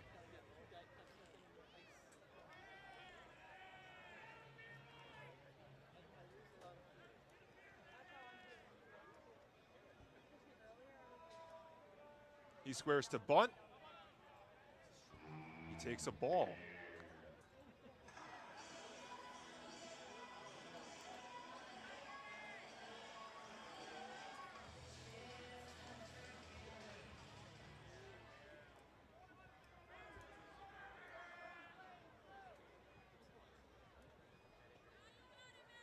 One out. 2-0. Now the Kenosha starter, today it was Ben McDougal. He only gave him 2 innings. But it's a season-long trend of the starting pitching outdueling the relievers. The relievers have let down Kenosha thus far. 4.3 is the starter's ERA. The Pen has pitched to a 5.85 mark. The reason? The walks. 4.8 walks per 9 for the starting group. 7.5 walks per 9 for the relievers, and that number is lower than what it once was. Earlier in the year, they were above 9 walks per 9. So they've done better of late limiting those numbers. But still, the relievers for Kenosha have got to step up. Yet, I will say, on a whole, the pitching staff has not been the problem. Nubler, it's fielded by McCoy, and he boots it. Kicked the ball, it was off the glove. Kenosha has really struggled defensively. It's their second error today, which loads the bases.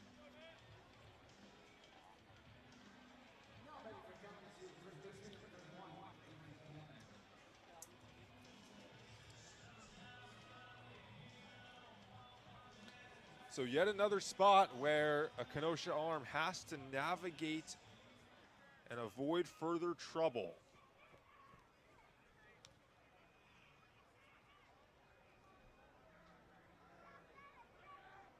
Inside, gets behind Ryback, charging home Parada. He is tagged out. DeCosta covered home, and they nab Parada at the plate. What a huge out.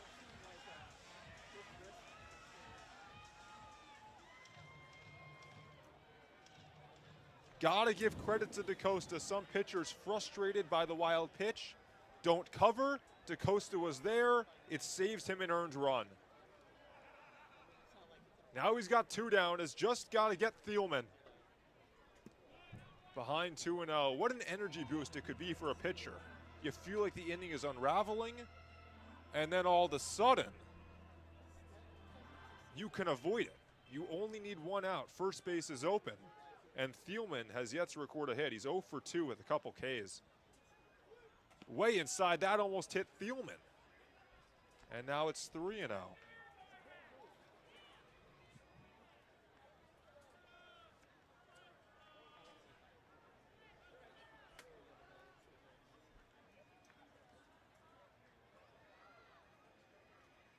Pitch home.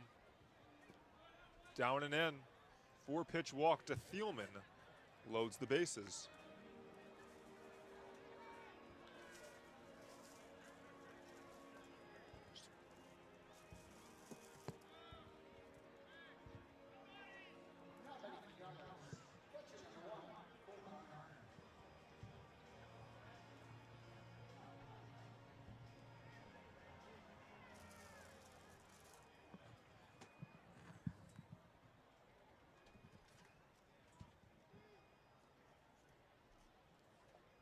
loaded once more for Garner.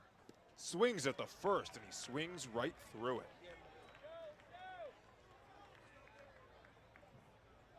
Good chance for Kalamazoo to break the game open.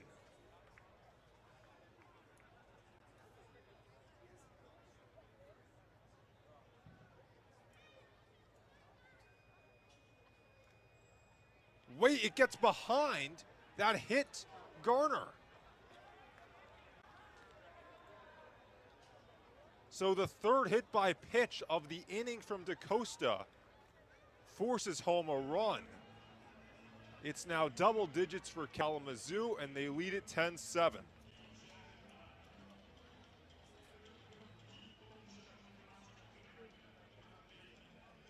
Out comes Jordan Nelson to talk with DaCosta, giving time for the relievers to loosen.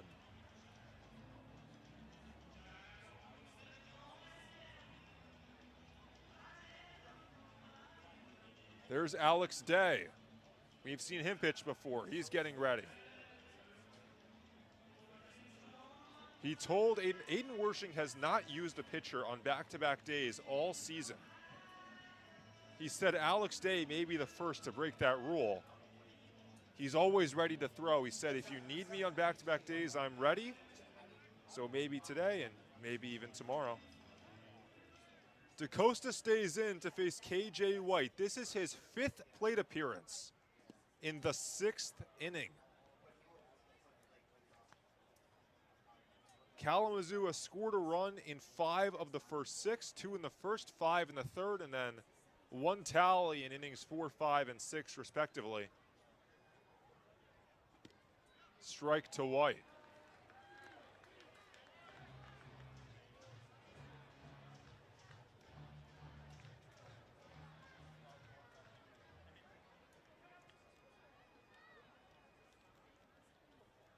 Chopper.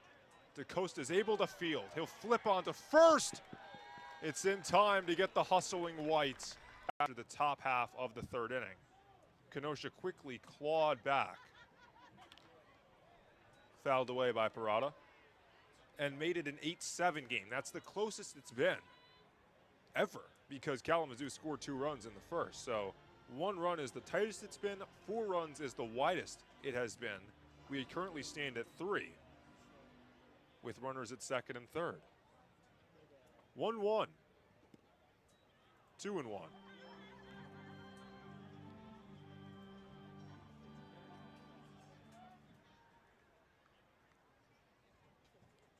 Parada prefers right-handed pitching, hitting over 300 against the righties. Ground ball, it's fielded by Olivo. His throw to the plate gets by Ryback. And now going to second, Parada, he'll slide in without a throw. Second time, there's been a ground ball to a drawn-in infield. And first time it was Matuzak, this time Olivo unable to cut the runner down at the plate.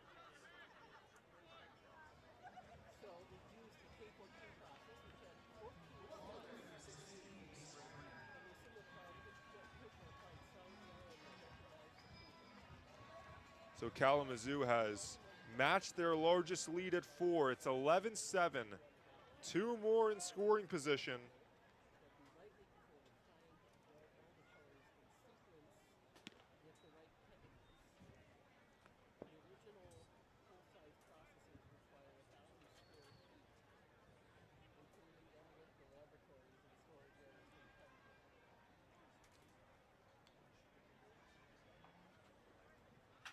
Ground ball, Olivo dives, he's able to get there. They'll take the out at first.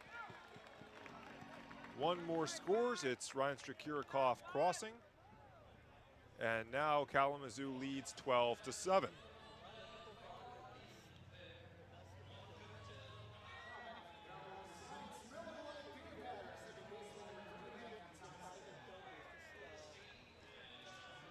Infield remains in, there's still only 1 out.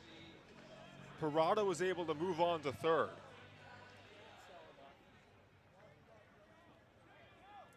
Kalamazoo has scored in 5 straight innings. They've scored in 6 of the 7 so far.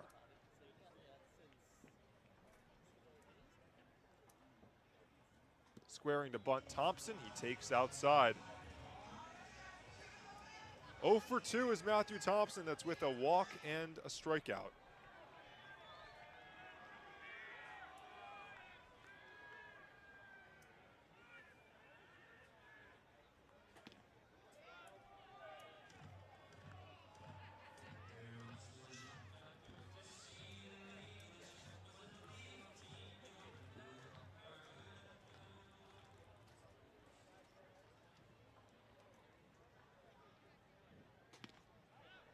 Strike on the outside corner. It's 2-1.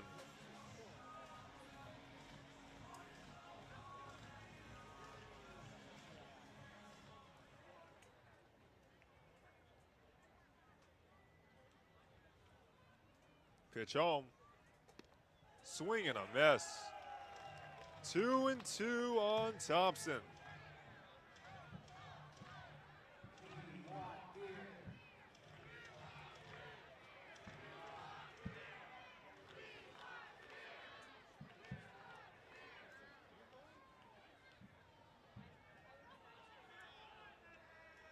Two upstairs. Trying to strand Parada. Kalamazoo has tacked on 2 more. They lead it by 5. It's 12-7 Growlers. 3-2. Down and away. Day loses Thompson, his second walk of the game.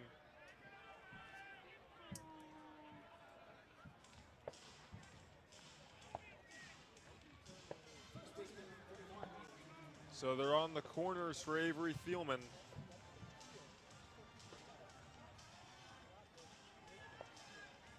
Kenosha pitchers have walked 7 Growlers.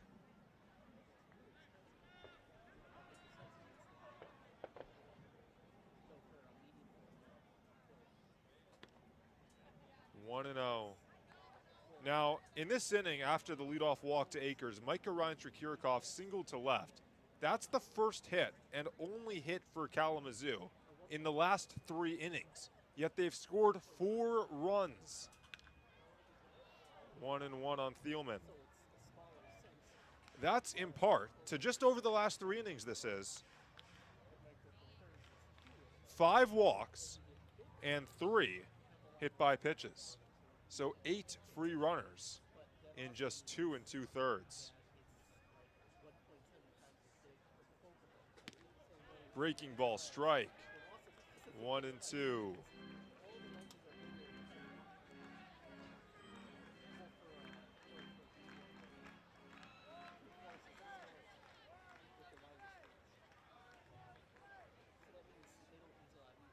Jumping lead and going was Thompson, but Day strikes out Thielman to end the 7th. 2 more for Kalamazoo. They lead it 12-7 as we stretch at historic Simmons Field. You're watching the Northwoods League Sports Network.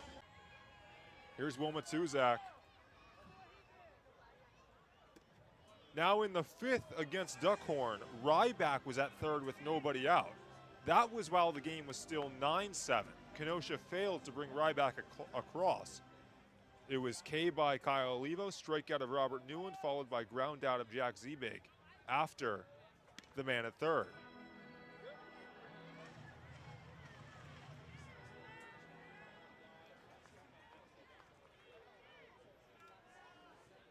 Duckhorn's been good about throwing strikes. Ahead of Matuzak, 0-2. And steps off. Will trying to put the ball in play, at least bring home Alvarez, maybe get himself aboard. Stays alive.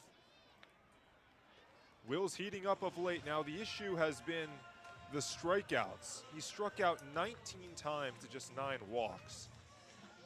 So a little bit of swing and miss in Will's game that Duckhorn may try to exploit.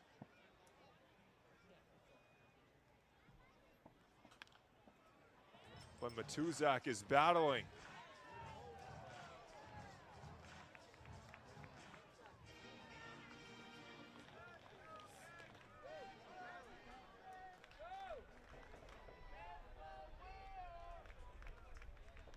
Oh, 2. Way outside.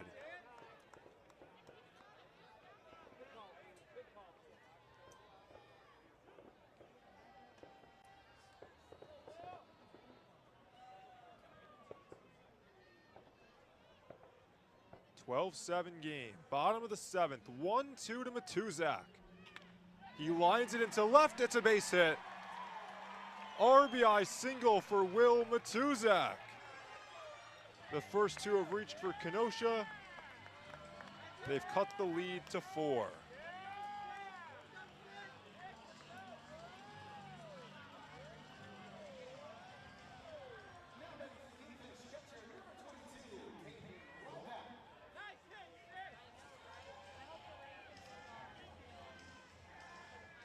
Kenosha trying to put something together. They got speed at first. Don't have to get them all back in the 7th. Just got to do it piece by piece. One-way lead for Will. And he'll go back to first.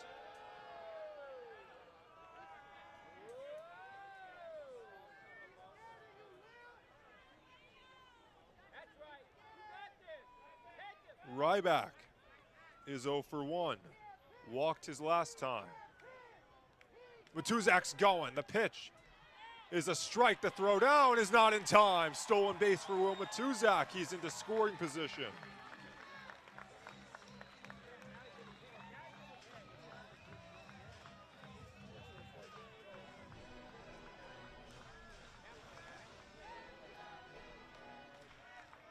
Kenosha has a lot of speed. They've been stealing bases at a rapid pace, up to 134 on the year coming into this game. Good for second in the entire Northwoods League.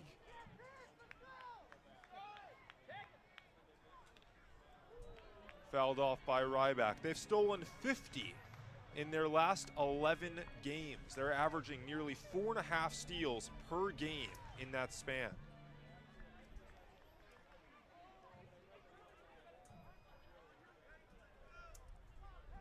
That includes 10 stolen bases yesterday at Royal Oak in the 18-4 win. Outside to Ryback. Today is just one of those days you never know how it might end.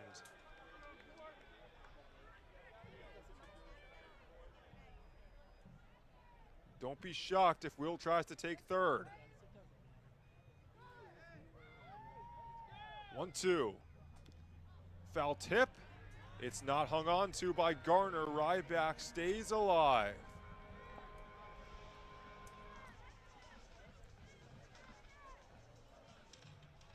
Behind the plate today. 2 hits in the Royal Oak series, drove in 5. RBI already today, a sac fly. That was in the 3rd. 1-2. 2-2.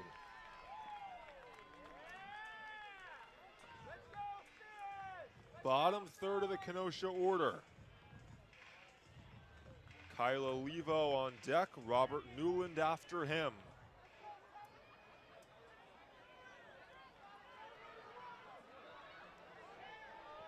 Hole on the right side for Ryback.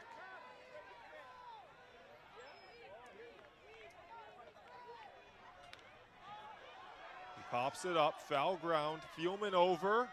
He runs out of room, and you see the rain is starting to come down as fans make their way toward the overhead.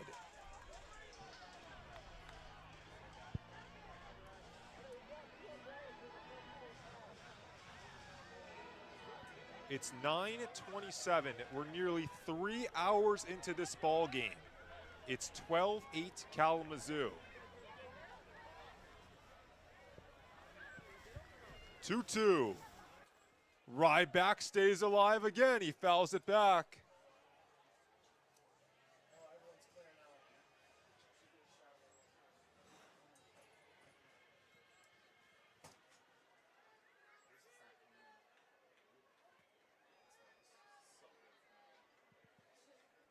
It started as hot as can be.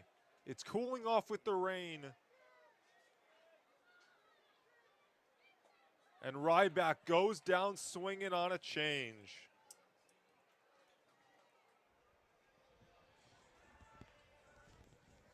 Serious strikeout stuff for Duckhorn. There's a good shot of the rain.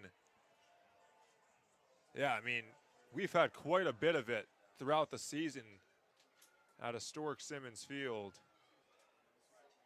It's just part of the climate in Kenosha. One down for Olivo. He takes downstairs.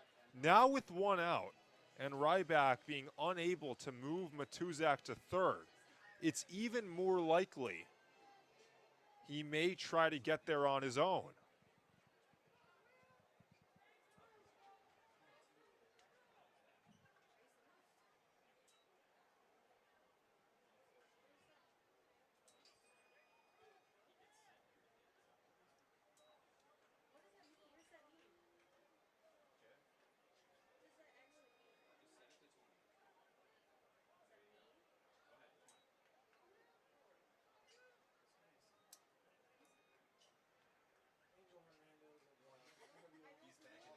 Long hold, 1-0. Big swing, 1-1.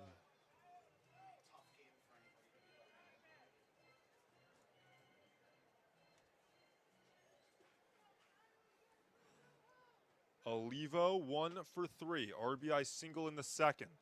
He's got that hole on the right side again. That's where he shot it for his single. He takes a strike. 1-2.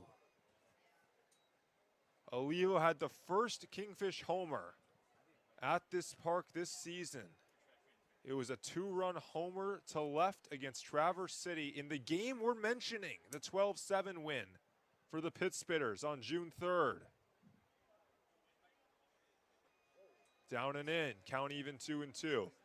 This game has surpassed that game for most combined scoring at this park this season. We're now at 20. It's 12-8 Kalamazoo.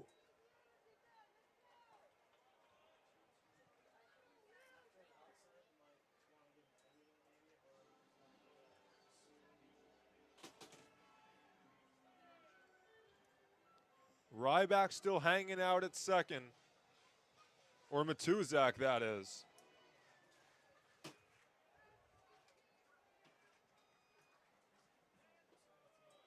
And make it full on Olivo.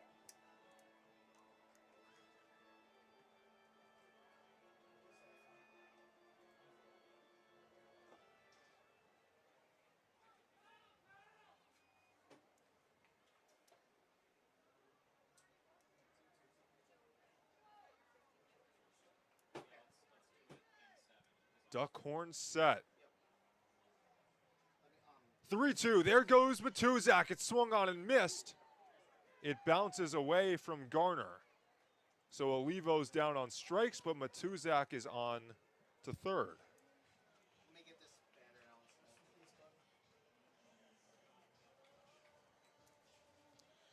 The infield is able to go back now. And it will take a hit from Newland to bring home the second run this inning for Kenosha and cut the lead back to 3. He is in position, though, in case there were a wild one from Duckhorn. Can't even count how many of those we've seen.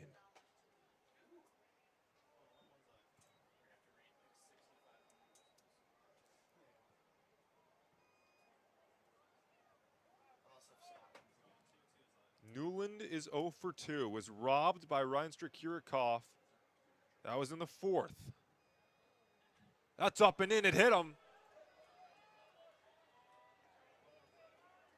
Hit by pitch gives Kenosha runners on the corners.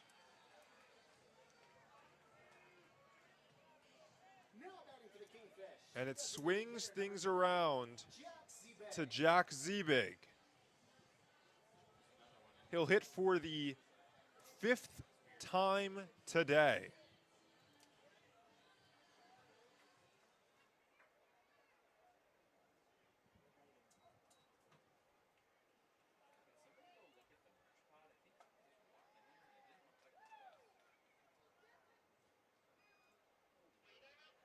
First one. It's a strike. Ziebig has power in bunches. 2-homer game against his old team, against Rockford. The 2 long balls he's hit this season over a combined 5 games. Way outside. Good stop by Garner to hold Matuzak at third. Last year in this league, Ziebig had 3 homers. That was in 23 games. 8 homers with Illinois in the spring. An OPS over 900. Lefty-lefty battle against Duckhorn. There goes Newland. It's outside. There's no throw. Stolen base for Robert Newland, his 22nd of the season, as he inches closer to a franchise record of 30.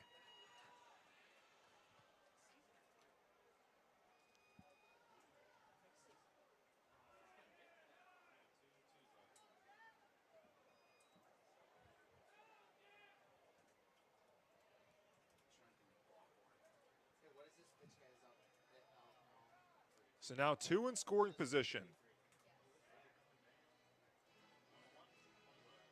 A single should bring home 2 and make it a 2-run game. There's the rain.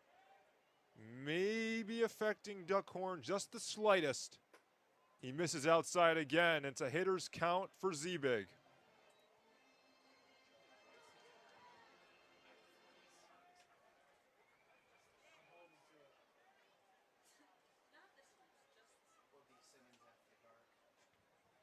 What a scene. 3-1. Ziebig launches it. Deep right field. He pulled it foul ever so slightly.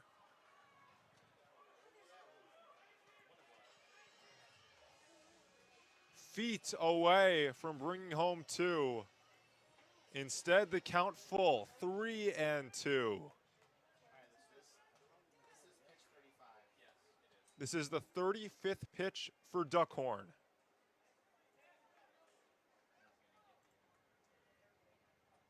And Ziebig hits it sharply. It's grabbed by Thielman. Can he beat Ziebig to the bag? He can. He flipped it to Duckhorn. The inning continues. Matuzak scores. He thought he couldn't beat Ziebig, so he flipped it to Duckhorn. The only problem, Ziebig was ahead of Duckhorn. Here it is again. Just far ahead of him. Matuzak can celebrate. He crosses. And here comes Cody Pachaki to relieve Duckhorn of his duties. He was ineligible to pitch the 8th anyway because he just threw his 35th pitch of the inning. And you can't go back out for another once you pass that threshold. Good work for Duckhorn, but Kenosha finally gets to him in the 7th. He goes 2 2/3. Allows 3 hits, 2 runs, and the runners on the corners are his responsibility. He struck out 5 along the way and only walked 1. Pachaki turns things over to the right-handed. Let's try that again. You can pick up your 50-50 prize at the Hope Council tent by Fan Services. All right, who's coming in now? Logan Lockhart out of Kalamazoo College. Your attention, please. Now pitching for the Kalamazoo Growlers. From Kalamazoo College. The junior from Valparaiso, Indiana. Same school as Robert Newland, Division III Kalamazoo. And he's got to deal with the hottest kingfish in this one, Jaden Boyce.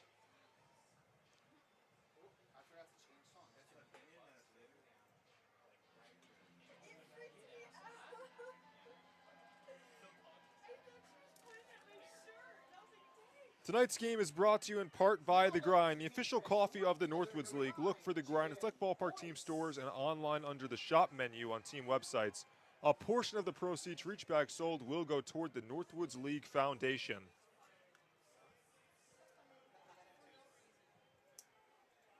Jaden Boyce represents the tying run. He hit his first homer of the season earlier today. It was a solo shot in the third. Swings at the first, fouls it straight back. He's hit every ball hard. A homer, a double, and a very sharp line out to left field.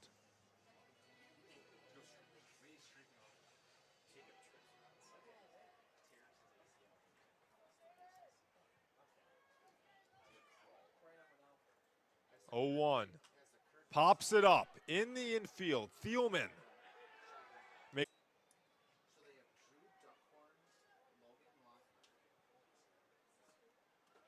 First pitch ball, misses outside. Garner is 1 for 2. Bases clearing double, one that he was thrown out trying to extend into a triple. That was in the third.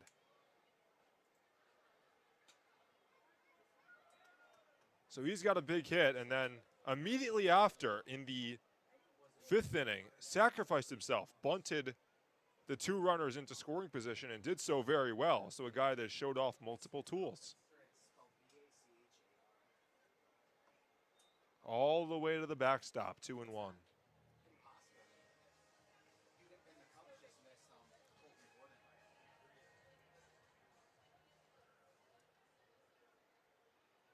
Traverse City now leads Battle Creek 13-7. That game is still in the 6th inning, believe it or not, so they're having a similar type of game to us here.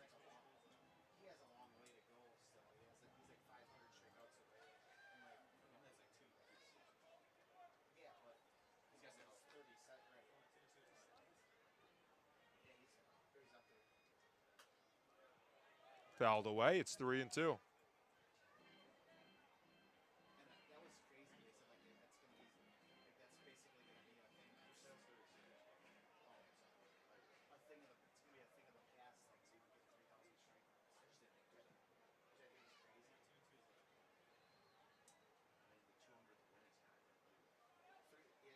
(3-2). And Garner is putting up a battle.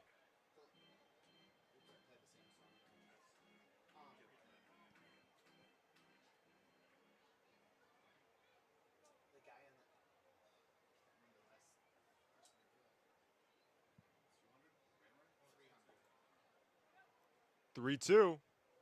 Outside ball 4. Leadoff walk for Garner. The 8th walk for Kalamazoo today.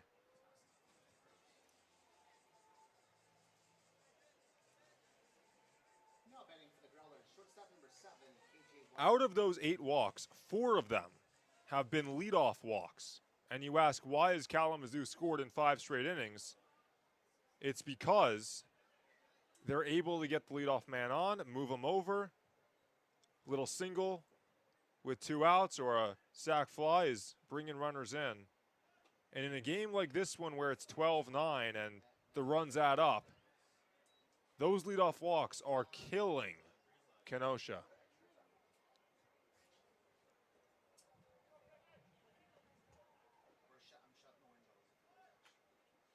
A bunt from White, fielded it. Alvarez, he gets White at first. So the second sack bunt for Kalamazoo today moves Garner on to second. Now batting for the Growlers, third baseman number 19, Brody Akers.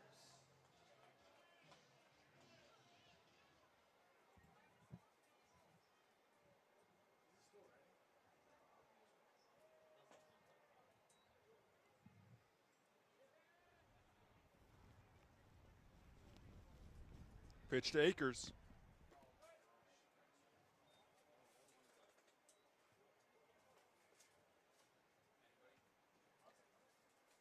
Akers doubled his first time, has reached 4 times and has scored 3. Pops it up though. In foul ground, Ryback has to backpedal and he can't get it. It's just been that type of day for both teams, really. Also got an announcement here in the press box. Thank you, Captain Frank St. Martin, for 23 years in the Army. Once again, thank you, Captain Frank St. Martin. So Kalamazoo was nearly retired. Instead, a second life for Akers. And it's upstairs, 2-1 the count. That's one of those where Day has to mentally recover from thinking he got the second out and then bounce back to do it again.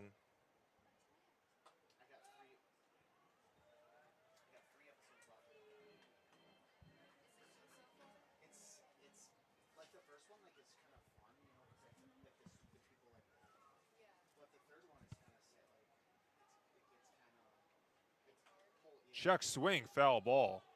Like I made it a point like not to watch it before trying to fall asleep.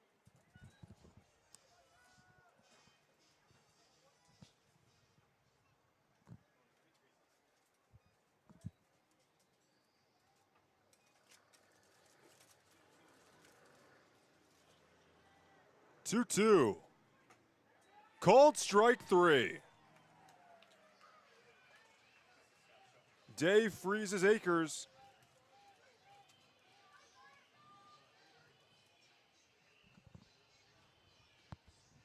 Center fielder number 43, Micah Reinstra-Kirikoff. Do you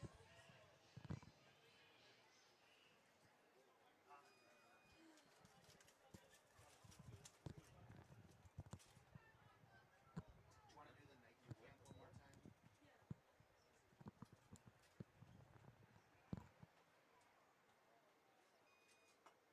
Slider outside.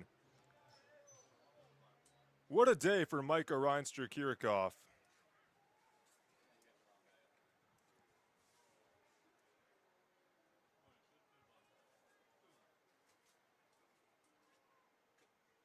Fouls this straight back. 3 hits, a homer, RBI single, ordinary single, hit by pitch. He scored 4 times. The Kingfish have had 3 games where a player has scored 4 times. James McCoy has 2 of those. Popped up out of play.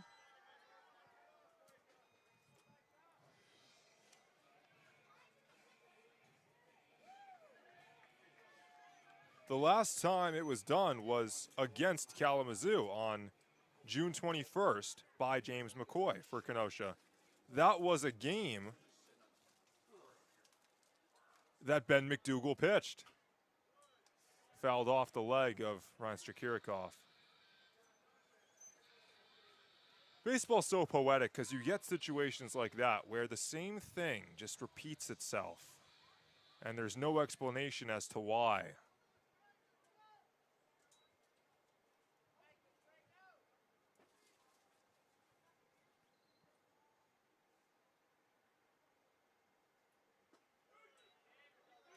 Two and two.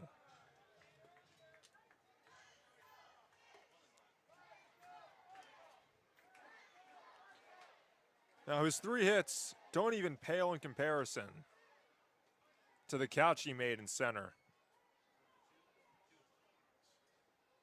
That's the highlight of the game. Pops one foul over is McCoy. He just took one away, made the catch against the netting. Kenosha looking for 3. We'll see extra innings. Best case, the Kingfish walk it off. Hogan Denny is the hitter.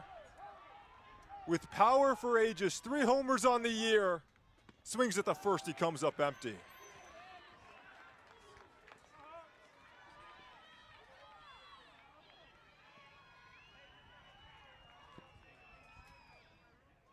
One for 5 is Denny's day. That's with a double.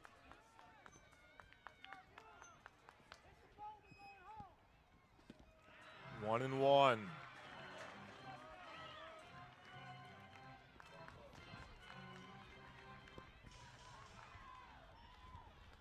The Kingfish undefeated this year when they score 10 or more runs. Trying to keep it that way. 1-1. 1-2. Luke Weber warms for Kenosha. He was up earlier. He's a high leverage arm.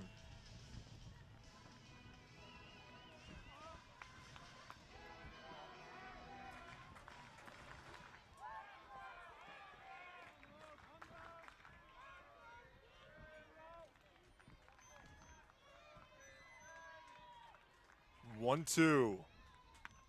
Popped up other way and out of play.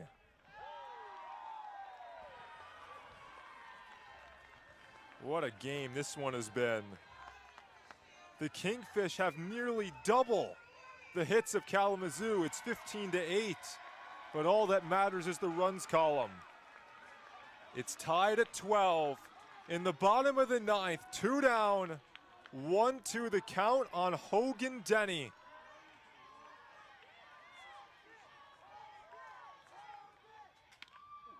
Lines it sharply foul.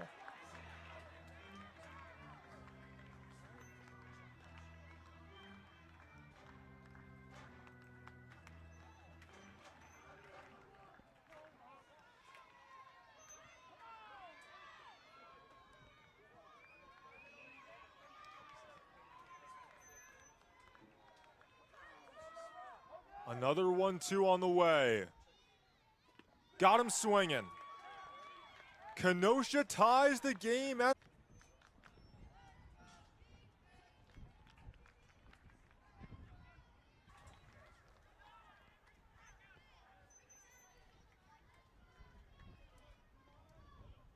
talked about his ability to rotate here in the booth. Now putting it on display in the 10th inning. 0-1, way inside, 1-1.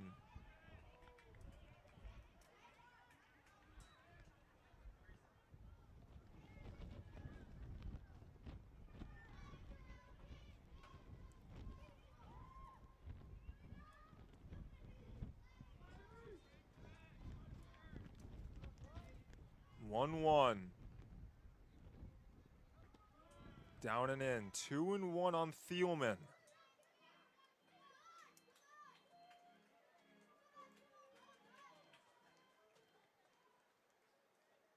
Weber has struck out the side twice this season.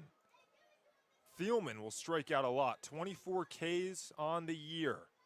2-1. Chopped foul off himself.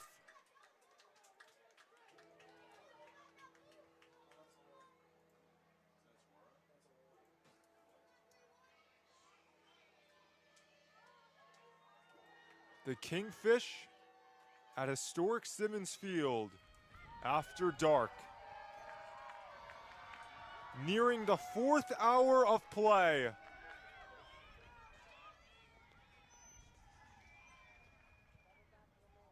Three looks back to second, the 2-2. It swung on and missed, the Web Dog got him. Punches out Thielman. He's got the golden sombrero.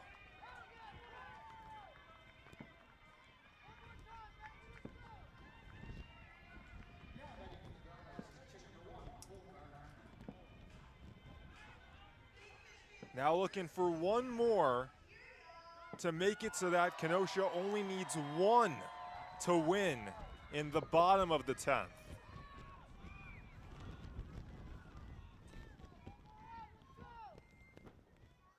Has to get the 9-man Garner. Starts him off with a strike.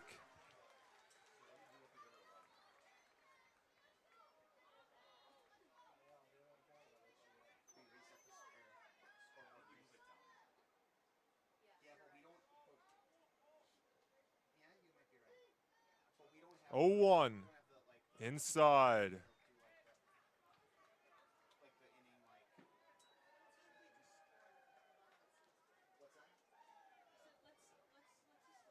Trying to strand Springer at second.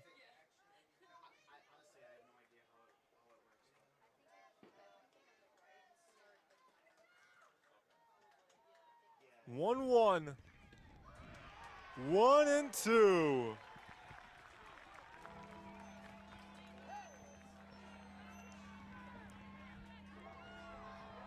Garner has reached 3 times. Had the big 3 RBI double in the third. Weber trying to get him to end the top of the 10th. 1-2. Line drive, base hit into right. Charging his Boyce. He misplays it. Here comes Springer. He scores. RBI single for Cole Garner. And Kalamazoo retakes the lead, 13-12. What a day out of the 9 spot for the catcher.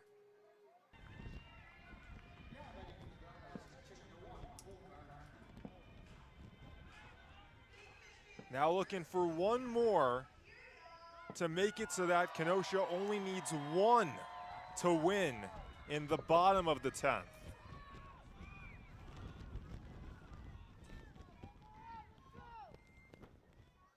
Has to get the 9-man Garner. Starts him off with a strike.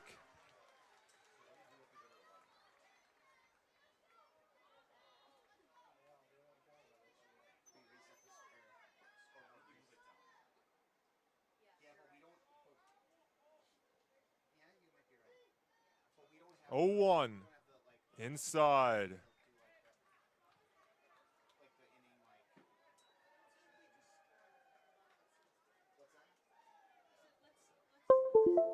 Trying to strand Springer at second.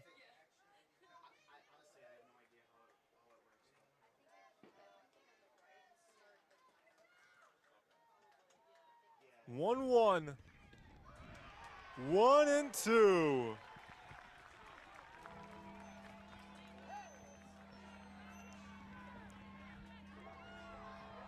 Garner has reached 3 times. Had the big 3 RBI double in the third. Weber trying to get him to end the top of the 10th. 1-2. Line drive, base hit into right. Charging his Boyce. He misplays it. Here comes Springer. He scores. RBI single for Cole Garner. And Kalamazoo retakes the lead, 13-12. What a day out of the 9 spot for the catcher. Shortstop number 7, KJ White. So Kalamazoo gets their free run. What's so frustrating if you're Kenosha is you did the hard part. You got the first 2 outs without Kalamazoo moving Springer to third. But you couldn't get the final out. Flips back to KJ White. His 7th plate appearance.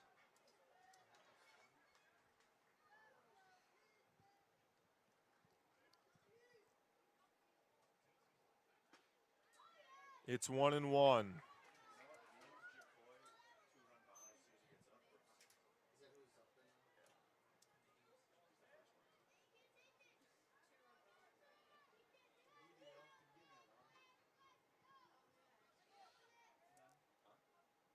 One, 2-1. There, and he chased the pitch and fouled it off.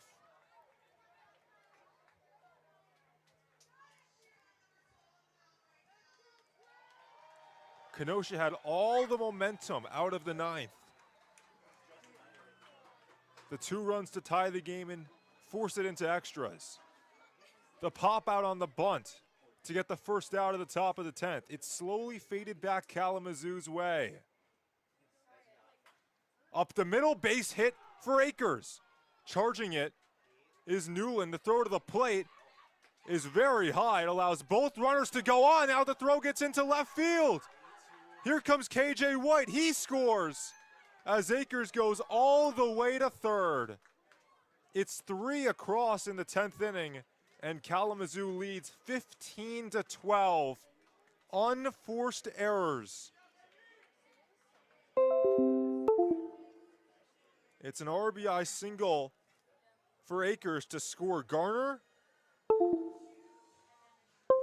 And then an error on Ryback that allowed White to go all the way around. Unreal. It's just been a glimpse into Kenosha's season. On the cusp of winning games. And then falling apart right at the end. An out of way from going into the bottom of the 10th with the game tied. Instead now down 3. 1-1 on Reinstra Kirikoff.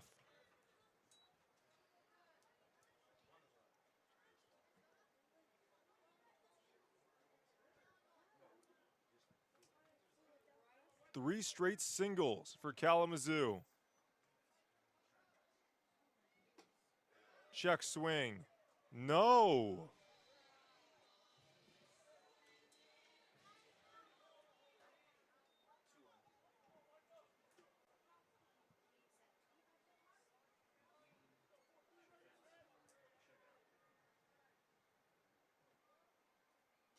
Breaking ball, that gets behind Ryback. Here comes Akers with the 4th run for Kalamazoo in the 10th.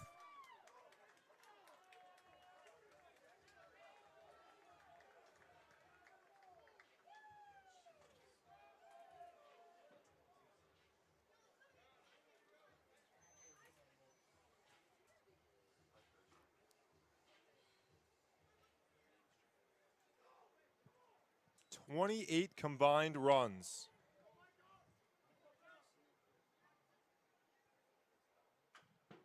Chopped foul, it's 3-2.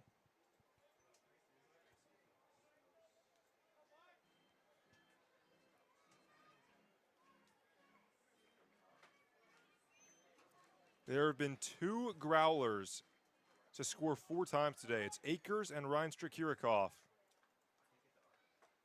Goes down looking here.